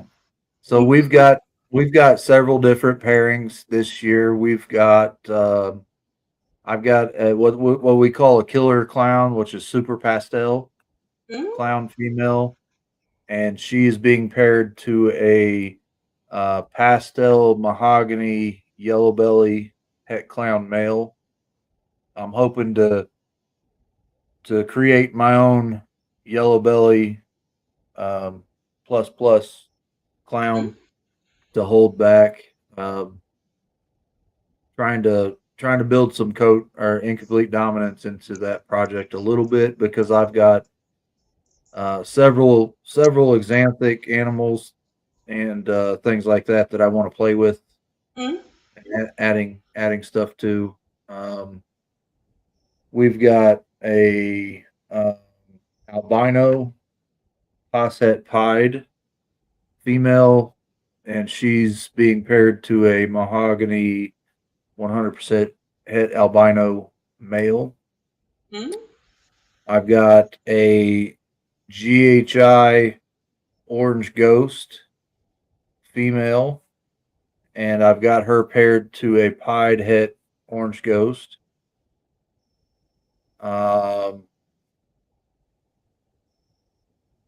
We've got a banana pied clutch that's already hatched out and in the hatchling rack.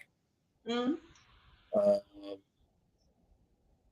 we've got the African import project going. I've got a red stripe genetic stripe that I've paired to a GHI Mojave 100% het albino posset genetic stripe. So I'm hoping to prove out genetic stripe in him, and I'm actually hoping to get a GHI genetic stripe, which is That the would be so base cool to animal. see. Yeah, it's the base animal I want to start a certain project with. So that's kind of exciting. I've got a pied female, just normal pied female, to a pastel pied 100% het candy. Mm. I'm hoping to pick up a male that carries the candy, or sorry, a female that carries the candy gene out of that pairing. Again, I've got a few specific projects in mind. I know some of these pairings that I've got this year are not very big or intricate, but they are very selective building blocks for a Yes, few. foundations for Yeah, further projects. Yes, I know the yeah, feeling. yeah, and it's some things I could probably buy cheap enough, but other things I just can't even find. Yeah. So I most have of them, some of the animals I could easily go out and buy the offspring that I wanted from those. But that's not the fun of it. The fun is right? to make it yourself sometimes.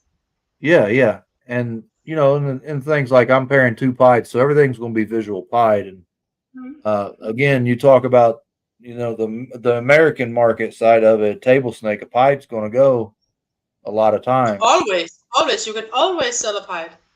Yeah, yeah, candy building blocks, Val, candy building blocks. Yes. Um, I've got a 1.2, so that's a male and two females. Candy het genetic stripe, visual candy, and their het for genetic stripe.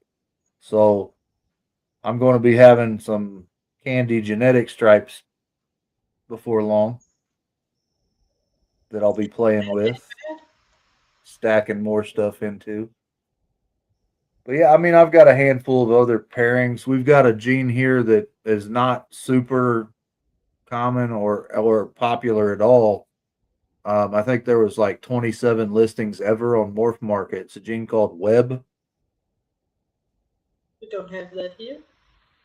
We You don't don't have have Web it there? here. Well, But, I've got I that.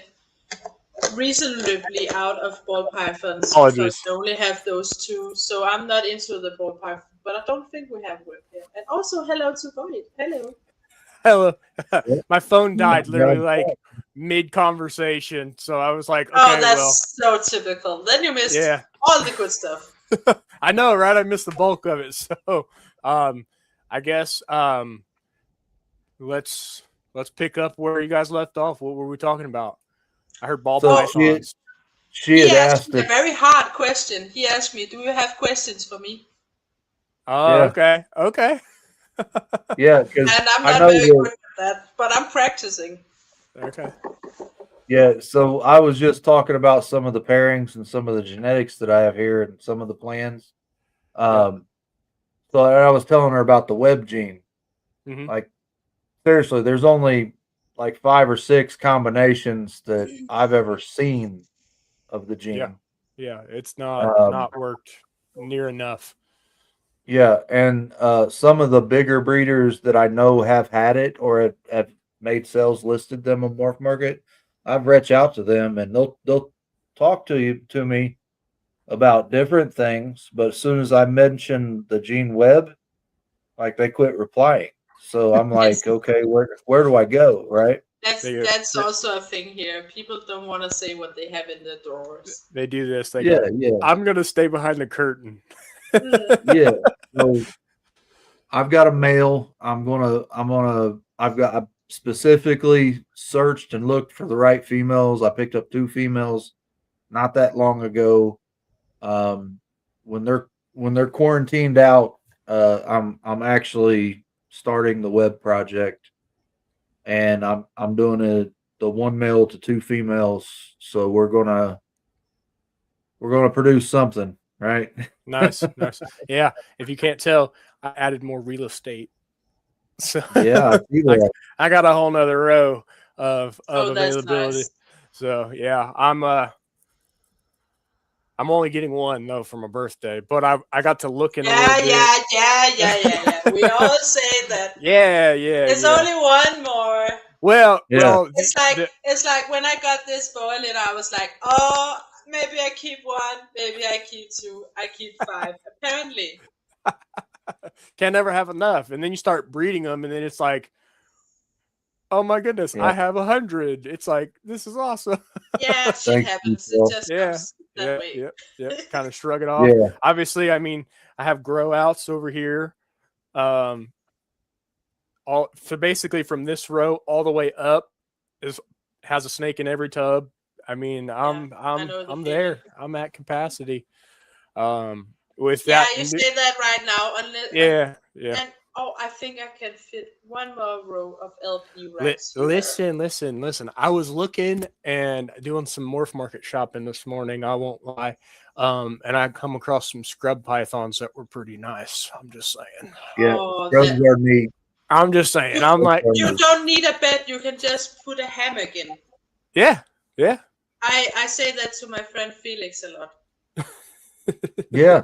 And see, you can get you an arboreal snake of some kind or Then you can just semi-arboreal. cuddle together. No biggie. Yeah. And Yeah. that snake can hang out in your hammock until you get home. There you go. Yeah. So what I was thinking, the reason I was thinking scrub python, they get pretty average size, by averaging out about 7 foot.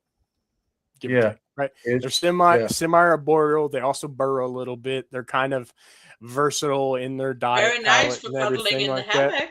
Yeah. So I'm John likes the MBKs. yes, Rock. MBKs all the way.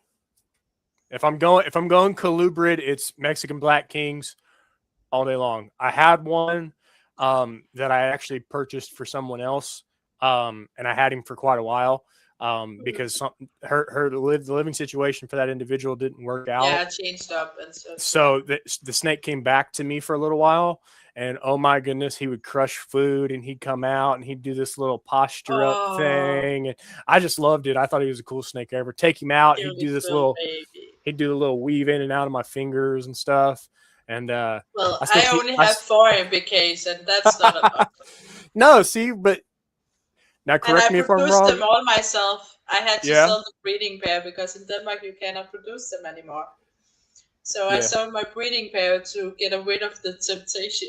Yeah. So that was the question I was going to ask, because I actually asked you about king snakes, because I hear that being that they're snake eaters, a lot of times you come across females will eat the male, right? So typically in most breeding situations, what I've heard, or the other way around, or maybe the other way around, depending on size, right? Typically your females are a little bit larger. Depending on loss of brain cells in the moment, is my personal opinion. Gotcha. So when you were breeding, now I've heard people say that they do 2 males to 1 female. So they'll put 2 males in with 1 female. And I'm like, I don't know how true that sounds because they're going to fight with each other. The Here's one males of will my battle. babies. Nice. Look at that. I put the female's box on my coffee table, Mm-hmm. and then I put the male in, and Okay. I have my coffee pot and my teapot and my snacks, and then I sit there for 7 to 14 hours and watch them. Okay. So There is it's absolutely no trust. okay. Yeah, I don't blame you on the trust thing. I couldn't trust them either. So that would be that was going to be my next question of Yes. do you have One to of watch the- them a lot closer? Habits are a lot different. Not a lot closer, the closest. Yeah. And if you absolutely have to go pee, you take the male out, put the lid on, and then you go pee, and then you run in and put him back. Okay. And but you have to wait Zero for them to trust. unlock before you do that, of course. Gotcha. But there's absolutely no trust because all of the people I've talked to that breeds king snakes have told me that they have lost incredible amount of animals due to eating. Yeah. Even the babies eating each other in the hatchery. Yeah. Same thing can be I've heard of said that. for. Yeah, same thing can be said for your arachnids, your tarantulas. Yeah. Yes, they eat each other as well. Cannibalize each other. Well, I mean, it's very common in the insect, especially the invertebrates. They will, like mantises. They're known to eat the males. I mean, they just don't got no shot, right? My breeding male likes to take a hold of the female right here on the exoneck skin and hold her so they can do the dance. Okay. To make sure she lays still so she doesn't keep doing the round and round. Okay. And if he gets a tag up too close to the mouth, the instincts kick in. And she just and he just starts swallowing her, and then she drowns, and then he suffocates. Because a king snake is just like a Rottweiler or a Labrador. They will eat until they absolutely burst. Yeah. So they do. Yeah, I did notice that. Anytime you had extras, you just, hey, toss it to the king snake. I know he's going to eat it. Yes. but they will absolutely eat until they physically burst. Just like a yellow anaconda and a green anaconda will eat until they physically burst. They will not throw up. Yeah. They will rather die. Yeah, quite literally. That's that instinct in them. They're just like, I don't know when my next food's coming, even though they're consistently getting Once food. we forgot to count the chicks when we were feeding my yellow anaconda, and apparently she got 5. It was like she ate a hand bone down where they was lying in her stomach, and absolutely no handling for at least 3 or 4 weeks after, because I was so terrified she was going to burst. It was absolutely insane. Awesome. And not something ever to be done. It was completely an accident. Right. But it was scary because she was still asking for food. Oh yeah. Yeah. I mean, if it's there, she's gonna take it. Absolutely. Yes. Yeah. And my This California part will up here do the didn't same, catch up and my to the BKs will do the same. They will absolutely eat until they physically burst. And I feed them regularly. Yeah. I was gonna say I pretty much had to put mine, like when I had him here, I had to close his enclosure. I say, "You're done. You're done." Yeah. Tell him to stop. Like, because if when I feed my yellows and my king snakes, I will close the terrarium and say, "I'll see you in a few days," because they keep being in that food stage. And luckily, I've done so much with the hook training that I can kind of get them out of it if I need to do anything absolutely necessary in the 44 hours after. Yeah. I was doing similar concept to the hook training. I have my tongs. I have a piece of PVC pipe that's like real soft. It's not sharp. And I would touch them, you can to desensitize them. You can do anything. I even have one of these back scratches. If you turn it around, you can use that as I call it a wand, magic wand. And when there is no kids around, I call it a pussy stick. I will hand you the crybaby stick, and then you can use that. But Yeah. my boyfriend has to use the stick for the yellow. You can see how angry she was when she was out before, because she does not like him. Mm. And that's totally fair. Yeah, they have their people. They have their people. Yes, absolutely. And the yellow anaconda especially, because they are one person animal, just like some parrots are. Yep. That's awesome. That's Yeah. awesome. She is So, my yellow is also the only snake that gets to say if she doesn't want it today, because she will remember it if I go over her boundaries. And it takes 100 good experience to erase one bad experience with her, because they absolutely remember anything you do with them.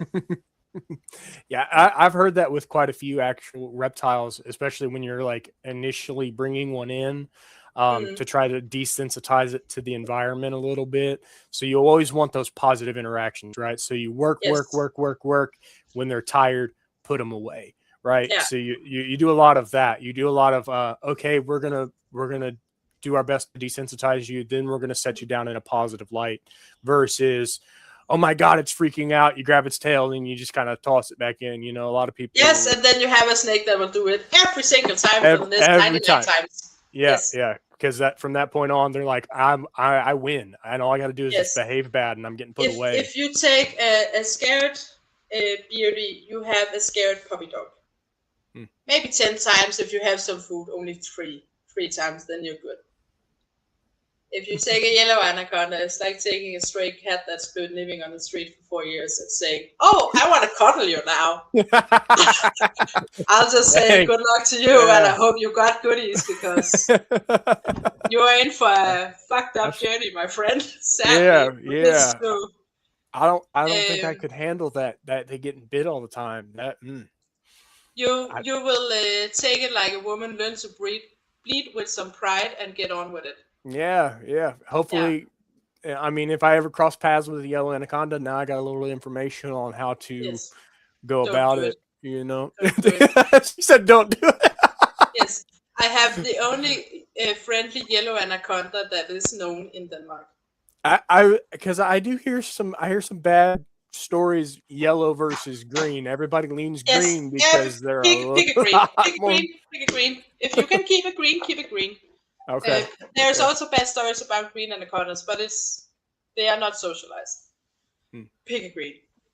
Okay. A green is more docile than a retic or a berm if you get it early enough. Okay. They are like the fattest Labrador you've ever seen. They just want to cuddle in your lap. Yeah. They're just such large. They're so large-bodied, and because I've handled some greens, right? So like, and even the smallest one that I had was like, it was two handfuls, right? It wasn't much of a snake, but the amount of muscle that you could feel it. Yeah, you could feel it. It was trying to close my fingers as it was trying to weave in. It was like pulling my fingers down, and I'm my like, female doesn't my goodness. She is so small for her age. If she doesn't like it, or if a man comes into the room, she will squeeze my hand till it gets blue. And if she goes in between this finger and goes around here, she will pop it out of place. Oof. Not on purpose. Right. But she will break it for sure. Yeah. Because they are so incredibly strong. It's like going from a ball python to a boa, and then you go for a boa to a rainbow, and then you go for a rainbow to an anaconda. It's such a huge step in strength. Yeah.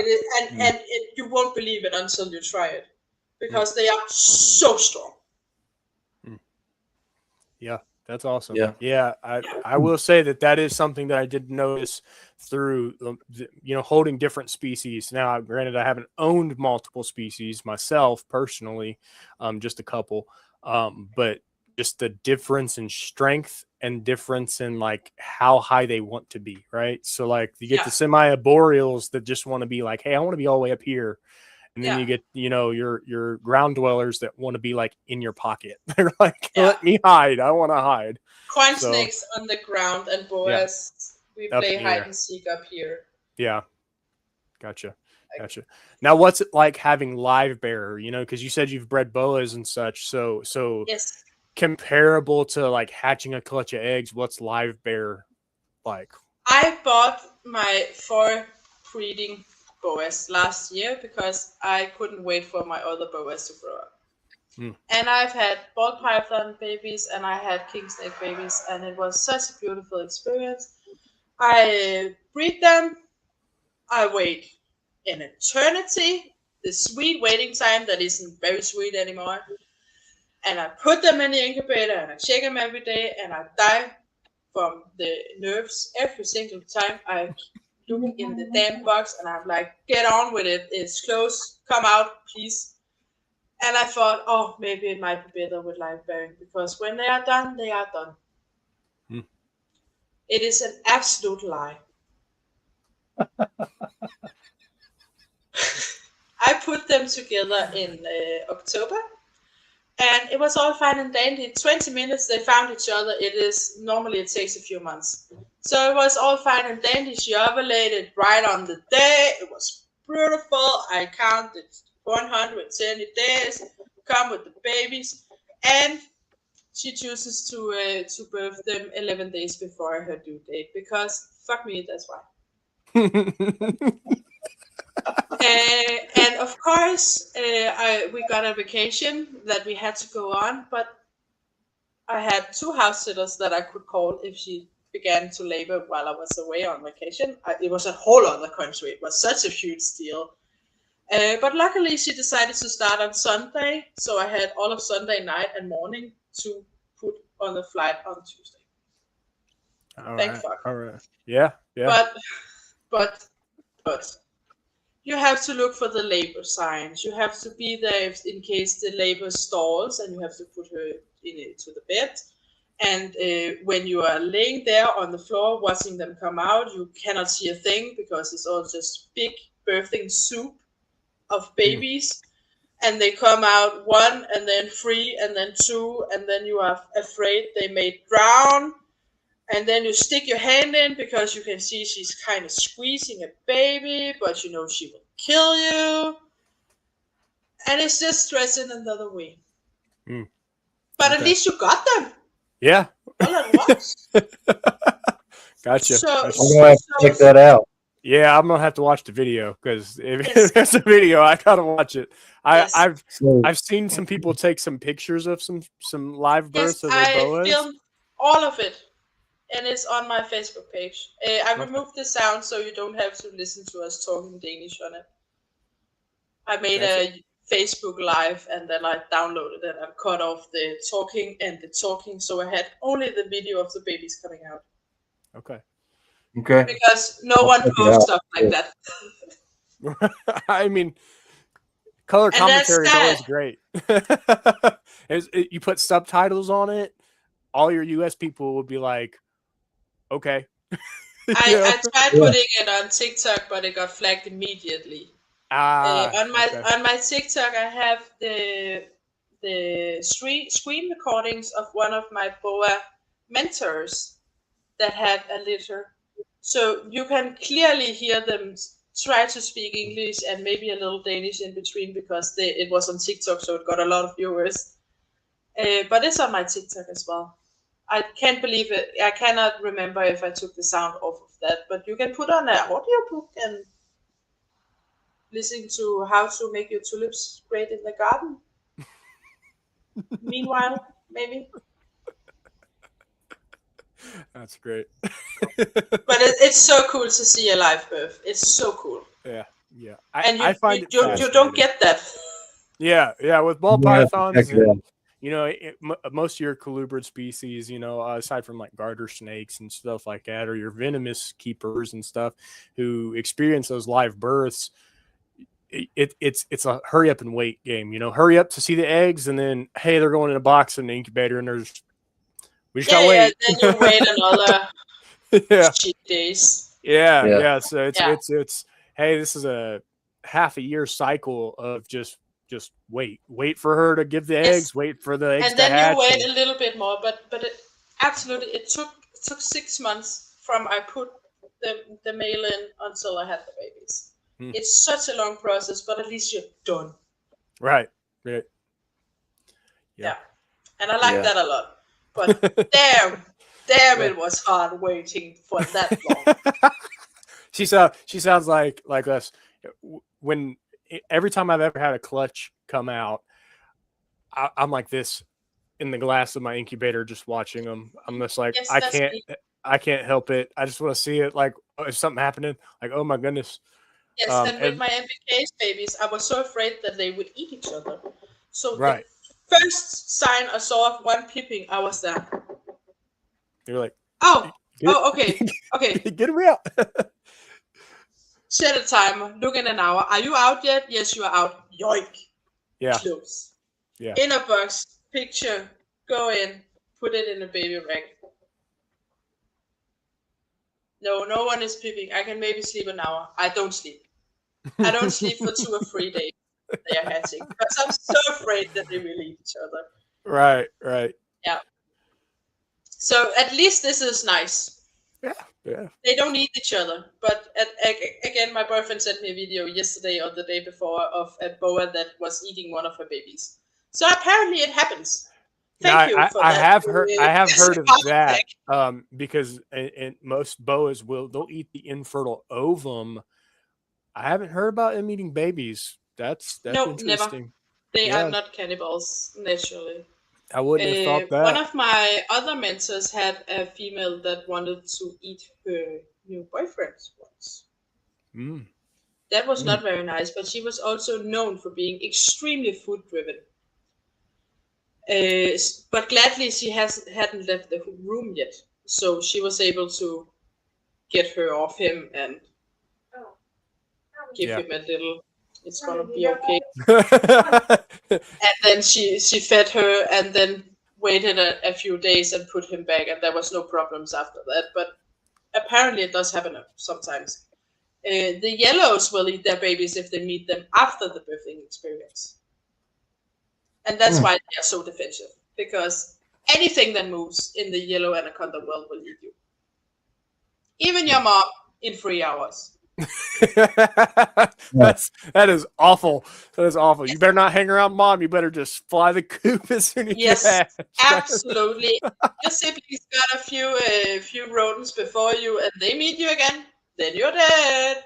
And that's why yellow anacondas are so tricky animals to keep, because they are so afraid the first 2 to 3 years of their life, because it's so ingrained in their instincts that if something sees you, you're fucking dead. Yeah. So sad. That's just the reality of it. That's intense. That's intense for sure. Yes. That's why they're such exos. They are very afraid. Yeah. And I would give credit. It does sound like a challenge. And I think that's probably the biggest appeal to a lot of people. I'm not personally going to do it. I don't have space for one. So I'm kind of a sadist, so I just keep doing it. I take it as a woman. I learned to bleed with some pride, and then I just got on with it. That's fair. That's fair. I definitely am looking maybe a boreal for more of a bioactive, like setup paludarium style, in like a as a display, more like in my living area. If you want to create the display snake, there's a lot of the smaller tree boas that are actually quite beautiful. Right. Well, and everybody's like, "Oh, there's some that isn't very big that are red and green and." Right. I almost said blue. I don't know. I hear a lot of people say, oh, go GTP, go chondros and emerald tree boas. Do something that's like primarily a boreal. I want something that's not so much the beaten path, like a scrub python. I think those are pretty cool. I find them fascinating. So if I were to jump species, I don't think that would be. Why not a carpet python if you want something that's already a little bit suspicious in their behavior? See that they are also very arboreal. Yeah. So I hear that. I hear that a lot too. Then I was thinking, okay, well, what about maybe go colubrid instead of Mhm. python. You know, like what colubrids My are. California loves to climb. She has one of those baby balls hanging. She loves it. Gotcha. So I mean, and I could go that route with like semi-arboreal with the California kings, or, you know, maybe a mangrove snake. Yeah, that'd be okay. That'd be all If you right. want one, I Good can meat. recommend Brock. He'll breed them. I mean, I'm not against the mangrove. I think they're pretty cool. I mean, rear fang venomous. They are. Yeah, I would want the. Which one's the one that like turns all black after they age up? The I black don't. field There's snake. like subcategories of mangrove snakes. You know, you got your I'm not into traditional. much of the mangrove snake. I just thought they were pretty. Yeah, they're And, beautiful. They're and then I beautiful. heard that Brock had some starting issues with getting his to eat, or it was someone else. And Yeah. I was like, no, if it doesn't eat, I don't want it. We like a challenge. And if it's just, hey, I'm struggling to eat, I can handle that challenge. If Yeah, I it's don't want that. I'm I gonna want the bite you behavioral every time I challenges. I see don't you. want the eating challenges. That's why I Yeah. have yellow anaconda, boa, king snake. You're like, That's why I you only have- got 2 ball pythons. I don't want the eating shit. right. I just I want get them that. chugging food and having a good time. Hey, there you go. And you picked the right species for that, because, like you said, their garbage disposal will eat anything. Yes, Just exactly. about. So now, Yeah. now with ball pythons, you can get some that are very, very food motivated and will literally just eat until they explode. I mean, you get a very food driven female, they're on it. You know, Yeah. they don't quit. I got a GHI het pied female. I swear, I fed her yesterday. She about lit me up again. It's a Sunday ritual. She's waiting right here. They know And the she's- days, I swear. that tub, and I literally if I grab from this corner, her face is right here every Sunday, Yes. waiting for me, and I'm like, I no, know let's the type. go over here. Let's go on this side. So yeah, we deal with that battle just about every week. So, but she does great. Hopefully, fingers crossed, this shed that You, she you just should had get a magic was a wand pretty to obvious open the shed. box with. Fingers crossed on that. Hopefully. That pairing was a leopard pied male to a GHI het pied female. So hopefully Oh, some not bad. leopard GHI pieds, hopefully out of that mix. Hopefully. So that was a joint venture between me and Rivens Forge. He's in the comments commenting. The first snake that I ever got for me was a leopard. Yeah, see? He was so beautiful. Listen, the gold snake right now. This is leading into the project that I'll drop pictures for on IG coming Wednesday. Hopefully, if I get everything lined up for the birthday snake. Leopard pied ultra. Yeah. Just saying. Not bad, not bad. Just saying. I got a couple years on it. We'll be there soon. We'll be there soon. Be in the realm. Yeah. You keep progressing hardcore on that ultra male game too. Mm-hmm. The one I got coming in is gonna put that project the next step ahead, actually, which is nice. So New building blocks. yeah, and that's I every time I buy with intention. So when you were like, oh, you'll probably fill up all these racks, I probably will, but hopefully it's with intention of like, hey, I got to get this and this to be able to put it to this, because it's gonna stagger right. Make something more fun. Exactly. And I'm actually very female heavy right now, so males might You be can in my always make a future. male. Yeah, see, and that's the goal, is to just produce some Yes. males, but the males that I produce are going to replace dads. Like that's the problem. So like all the males that are going to produce for me this year and then in years continuing are going to be replaced by their offspring. You know, not necessarily right away, but that following season, if they're producing. Yeah, down the line. Yeah. You know, and that's the goal, is to just progress my projects, grow, to be able to retract one snake to replace two kind of thing is the dream. Yeah. You know, so then I can get closer to a 1 to 3, a 1 to 4, a 2 to a 2 to 5 kind of slant, I think that'd be good. So perks of the breeder talk, I guess, right? Yeah. And when you talk ball pythons, it's like, yeah, what's 100? Oh well, okay. Yeah, Snake. it's just how it is Sure. with ball pythons. That's why Sure. I try to get out of it. Yeah, and Yeah. a lot of people, I'm not saying that I'm not saying that I don't want to keep them forever, because I'd keep thousands of them. I'd keep a facility worth, because they're amazing animals, and I love taking care of them, and I love interacting with them and seeing all the different combinations and ideologies and stuff. But the concept of other species as well is very appealing. So somebody who's got a very diverse palate, whether it be from the breeder standpoint or even from like just the keeper standpoint, it's very interesting to dig into their brain a little bit of like, okay, why did you choose that species? Well, what about this? And then really kind of understand kind of. Well, I got the yellow anaconda on an accident. Yeah, I get that. And I got the boas because they always eat. That's fun. Yeah, oh yeah. And I have corn snakes because it's a small snake for the kids that I babysit. That is quite fun. And I have a white pair and I have a palmetto pair. So I can make white snakes and white snakes with confetti on it. What not to Go. buy? Okay. Right. Yeah.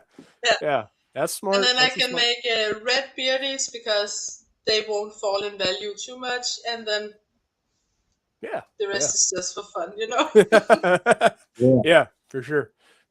I lean heavy into dark morphs, especially with the ball pythons. So a lot of blackhead, black pastel, and cinnamon. I steer clear of the mahogany because I'm trying to do some things. My brain works in different ways than what most people. Everybody's like, "Oh, go Suma. You do a Suma this, do a Suma that," and I'm like, "Can I do it without Suma? Can I do it without super mahogany?" Yeah, why not try and see? Yeah, see. She gets it. Contrast, yeah. right? I want to make a white snake, and if I hit that one, I will make the world's number 2 of that one. My third mentor make one of those. I want to make one as well. That's a true white boa. And I want to make a blood boa because I always wanted one. They are red. It's a nice color. And I want a black. And that will hopefully come in a few years when I hit that eclipse boa. Nice. And I will make it myself, god damn it. There you go. Right? Yeah, there you go. I will not cheat and buy it. I will make it myself and be proud of it and say to all the children that come here that are getting babysit, I made this. Yes. There's a certain level of pride. Am I not the best? Certain level of pride you take when you start to actually produce your own snakes and also because when they are born here or hatched here, I can get my fingers on them as early as possible. Yeah. And I can make them so handleable and so personable from the start. There you go. It is so important for me that I handle them. You saw my king snake babies earlier. They have never bitten, ever. That's awesome. Ever. Because the second they were out of the egg, they were in my hand. Yep. I support that. I support that ideal 100%, especially with the MBKs, because of how kind of flighty they are. They are very flighty when they're hatchlings. And extremely food driven. Yeah. So I mean, if you have a little pinky floating around or something, it's just so tempting. He's gonna take a chunk, maybe. Yeah, and the boas will do that as well. And earlier you get them in your hands and they learn to control their bodies, the better. Because if you got a confident baby snake, you got a confident adult snake. Right, absolutely. Yep. That's awesome. I agree. Listen, she's imposing some wisdom of some other species on me, and when I have the space, maybe I'll maybe export some snakes to the US. Who knows? Listen. If import cost was not so high, absolutely, all day. I'd be importing, tomorrow. But like with like how much we pay just to get it shipped here, and then you have you have to express overnight from another country. Or even I will have to drive to Germany And then there's a person there that sends it on a plane to the US. And I think maybe there are 2 or 3 pickup points. And then you will have to find one of your carriers to drive it to where it needs to be. Mm. That's a long way, and it's Yeah. very expensive. You're right. Yeah, just, yeah, just absolutely. the drive from me to Germany is expensive, and then the payment to get it shipped, and then the buyer or seller have to pay to get it shipped to there as well. Yeah. And it just runs up, but sometimes it can actually be quite beneficial. Yeah, I mean, if it's of one, you know, or a very custom project to a certain, like, hey, there's For example, we nothing. don't have a lot of black milk snakes in Denmark. I actually only know of one person that got some imported last year. And it's from the same clutch, from the same zoo, so it could be very exciting to import another breeding trio from another place in America. Because then they aren't related. And we could put something up for people to get them here. Yeah, that's wild. See, that's like more than Yeah. a snake. I mean, unless I'm spending like a truly investment animal and I'm dropping like heavy amounts of money, it honestly is not worth it. And I mean, maybe I'm a little spoiled in the ball python game because cost wise, I try to keep them low on the purchase end and build to the more expensive stuff. But that is intense. Just from there to them, like wow. Not including from like was Germany to the US is 350, and then for her to get it to Germany. From Germany to the US, it is around $300 as well. Good Lord. Yes. I think the total price will be around 300 to 500 US dollars. But if you want a snake from the US that is around $10,000 in your country, it will be double the price here because we don't have that gene here. Mm-hmm. That way, the babies that sell in 4 to 5 years will cost maybe a quarter of that, but you will be the first in all of Europe that has that. Yeah. So you will get monopoly of that. That is smart. I mean, that is very smart. And that's what a lot of people do. Yeah. Yeah, they find. I've been looking into importing some white rainbow boys because there is not even one Danish person that has one. I have heard that maybe I can import them from Peru, but I'm not too sure that's possible. I have to talk to my secret friend about that. see, she's talking behind the curtain talk too, right? Yeah, there's people. Yeah. Everybody's got one of those in their pocket. Competition, but there is not a single one here. Gotcha. And we know rainbow boas, very nice snake. There's not a lot of people in Denmark that makes them. A white rainbow snake. Oh, also I want one. They're stunning. That's awesome. Yeah, I mean that's a whole nother. So like when we get to talking to other people about different species and what they want and things like that, and the scarcity that they experience, but also to the uniqueness of like how far they can take something. So obviously, leucistic rainbows being white snakes. I wouldn't even know what they look like because I've never seen one because I'm so unfamiliar with rainbow boas. I don't dive into them. I know that they're beautiful in their, base original color, with that red and that iridescence. It's amazing. You can get the red, that's the Brazilian one. And then there's 2 browns, the Peruvian and the, now I forgot it again. The Peruvian, and then there's another one. There's also brown. And one of those browns is the one that is leucistic. Okay. And you can get it with either blue eyes or black eyes. And I think the black eyes is the wrong one because it doesn't have blue eyes. Blue eyes is just cooler. But you can get it with one black eye and one blue eye, and that is even more rare. So of course that's the one I want. Right. Yeah. The split leucistic Yeah. on that. Yeah. Oh, it's Colombian. I Colombian. remember. Okay. Yeah. Yeah. Gotcha. Okay. I appreciate the knowledge being passed along. That's awesome because That's because I had to be extremely specific when I asked my friend for help in acquiring one, because he said that you cannot get white Brazilian rainbow boas because the gene is on the Colombian, not the Brazilian. Mm. But it would be fun if I could cross it over, maybe. Who knows? Well, right. And I mean, can they intermix? Can they hybridize? Okay. I know that's a taboo topic. You know, you get your I don't do that. your diehards that are like, you know, purity, and I appreciate them, and I understand their constructs of the purity in certain lines, especially in some of the python species. Definitely, you know, hammer that out. We have so few purebred breeds or lines in Denmark that the regular boa imperator is called a bastard in Danish.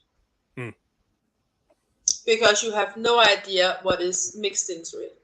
Gotcha. If you want a longitudinal, I cannot pronounce that one, or one of the more specialized, you will have a, what's it called, a tree of the breeding line and pictures from where the area where it was taken from in nature all those generations ago. You will have a whole breeding report, not just papers, to say that you can guarantee the locale with the GPS number on it to make sure that that is purebred. Anything else is a bastard. Because they are so intermixed here. Gotcha. One of my boa mentors spent 3 years looking for a Dumerel male with papers. Yeah. So a lot of the lineage is really important in a lot of different species. We say that a lot with reticulated pythons because locality matters and figuring out the percentage of what you have, because they don't necessarily breed for morphs as much as locales. Yes, in boas it's locales when you are not working specifically with the boa imperator.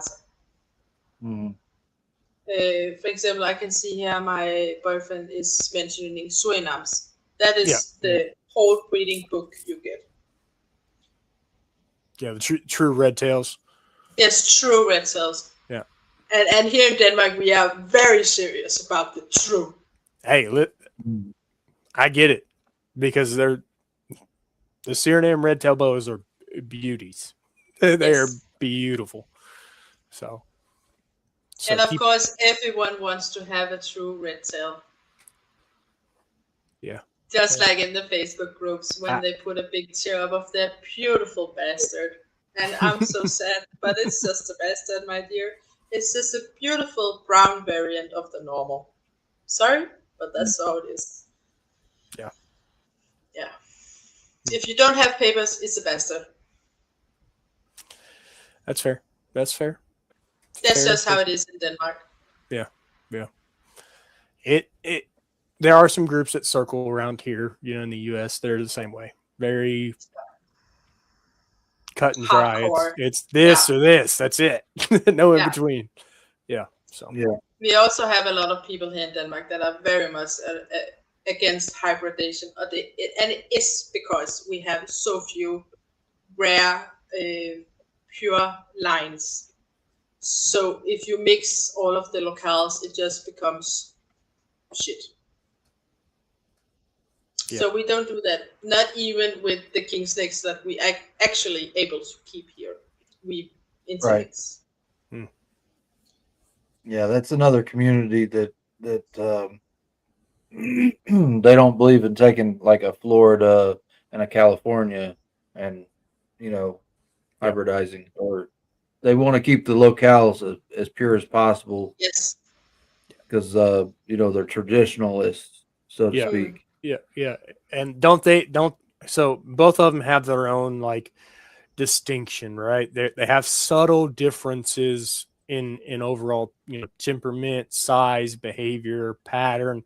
So when you Mm, cross them over, you don't know how those are going to all shake out. And if you do that enough, you have no idea what comes from what. So mm, I see the ideology behind keeping things pure to one or the other, because then you're able to see like, okay, I know for a fact this is a Florida king snake trait. This is a California king snake trait. You're not intermixing them saying, oh, they're close. So maybe this or maybe that. You're not guessing, and you're not weakening the overall integrity of the snake by crossing it over back and forth with other different localities and stuff. So Yeah. I see the appeal. Yeah, you see the same when you talk about hybridization for other species as well, because say you have X snake and Y snake, and they both have different husbandry needs, right? You don't know out of the gate before you try it and experiment and play with it what the baby's going to need. mm. What temperature and humidity are they going to thrive at? You don't know Right. until it's done and it's researched. And It's just you like know, mixing a poodle with a shepherd. yeah, Extremely two different dogs. And you get something that is totally different. You've never seen it before. You don't know how to feed it, how to take care of it, if you should brush it or shave it. Who knows? We will figure it out together. Yeah, yeah. That that's a very, very good comparison, actually, because you're right. You don't know what you could have two from the same litter come out, one Yes, curly they're haired, totally one long different. hair, and you're like, Yes. what is this? What the hell is this, and why does this have stripes and this one does? Because no Right. parents have this, and where did it come from? Who knows? Yeah. 100 generations ago, one had spots, There you go. and now it's here. Yeah. Yeah. Yep. Absolutely. Let me yeah, cool. clear some of these out. Well, I know it's probably pretty late for her, so Yeah, it really is. yeah, It we was pushed 1 o'clock in the morning. 1 o'clock Yeah. in the morning for her when we started. Right. Yes. Yeah. So, well, I don't mean to take any more of the time. So let's wrap it up. Let her get some sleep. Yeah. Tina, do you have anything to say before you hop off? I just want to say that it has been an extraordinarily big honor for me to be invited on this show to talk about a subject that I find so interesting and so exciting. And I feel like I'm a little tiny bit of a representative from my country. And I must say that I am not typical. And there is a lot of other people from Denmark that could have brought maybe some other points or maybe some other opinions, and maybe done this very, very differently from what I've chosen to do, because I'm just a person out of the sea of Danish people that chose to do this. So I will just say that it's been a great honor. Yeah. And I hope that I have represented my country extremely well. Absolutely. Absolutely. Yeah. You've definitely shed light on your guys' interest and investment into the community and the lack of representation broad spectrum wise in your country. So it is still very new and it's still very baby steps in, right? So there's not there's a group, but there's not like massive representation like there is in the US, So it is fascinating to know how different cultures have that integration with the reptiles and everything. So you did a really good job of yes, expressing because that. here it's still somewhat of a niche. And we are still considered a little bit of the weird people. No, no, you fit right in with us, right? We're exactly.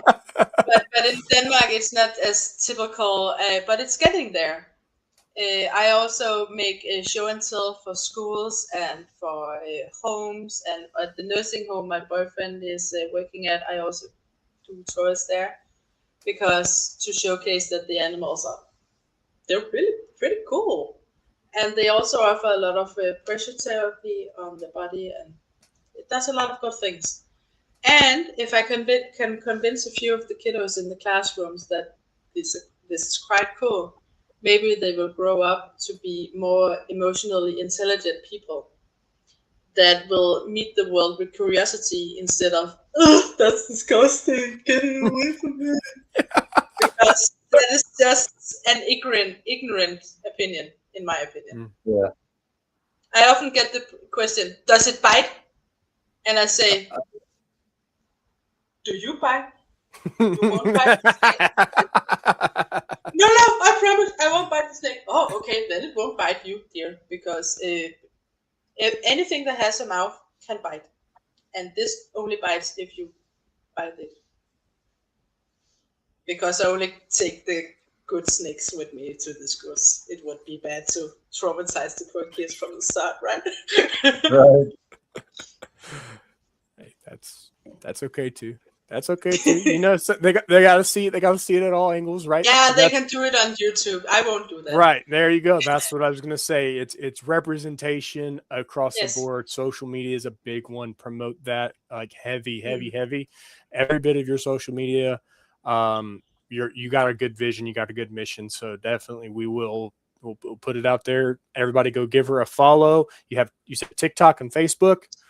TikTok and Facebook. Facebook is the uttermost best place to follow me because I post a lot of the babies at these weeks. There you go. That's where you guys almost find get her a at. new baby every day now. There we go. So Yes. yep, go give her a follow, share her stuff out, get it, spotted out so that people in her country are getting familiar, because the more that we as a community kind of push and promote, the more the algorithm's going to work in her favor. Right. So 100%. yeah. 100%. It's a very small community. They all know I'm a bit crazy. So they know me. I'll go It's ahead. Okay. Yeah. I'll go ahead and start off tonight and let you finish up, John. Okay. All right. I do appreciate those newer viewers and the old vets in the chat for sure. Yes. I appreciate everybody coming out, hanging out with us, and I really, really, really do mean to be serious about the community thing, right? Because we're all about the community. We want to support everybody here, and we do appreciate all the support that you guys show. Also, I'll say it. I played it earlier for a brief minute. Operation Deeds Not Words is still live. Go to thefatmannation.com and show your support to the American veterans. Also,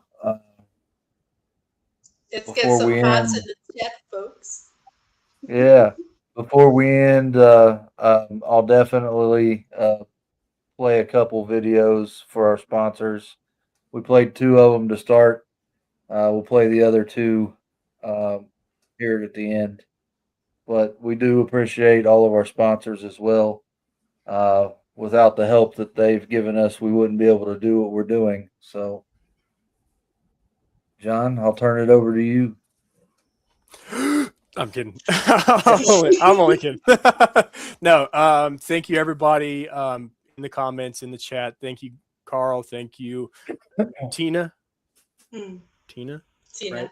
Sorry, we didn't really get to interact much because I was gone. It's fine. So- I was so- listening to the volleyball game. It was fine. Absolutely. Hey, and guess what? They won their second game. They lost their first game. So Yes, hey, go girls! Still got some victory out of it, and all the praises. But as always, everybody, thank you so much. In the comments, keep it up, keep the community. We love you guys. We love all the support you give us. We look forward to seeing you guys next week.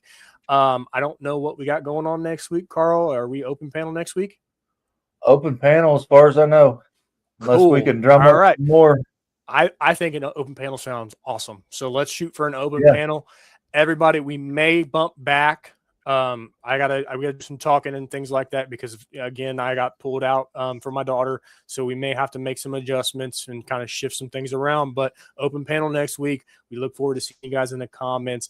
Go give Tina a follow on Facebook, and her TikTok. Let's get that coverage over there in Denmark. That way we can start to grow the community even further. Let's cross them borders. Let's get into them other countries, guys, because we Give some want that love. representation. We want Yes, this. We want this to grow. We want this to bloom. We want this to spread across the entirety of the world, so people can keep pushing that message of inclusion, of acceptance, of recognition of reptiles. Because without And reptiles, love.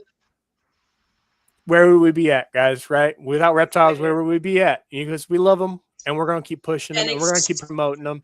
And it extremely drew us valuable. all together, and we met these awesome people, and we'll just keep going, keep building, keep growing. So thank you guys so much. And that's it from me. Yeah. All right. Thanks for tuning in, guys, and we'll leave you to a few videos. Good night, guys.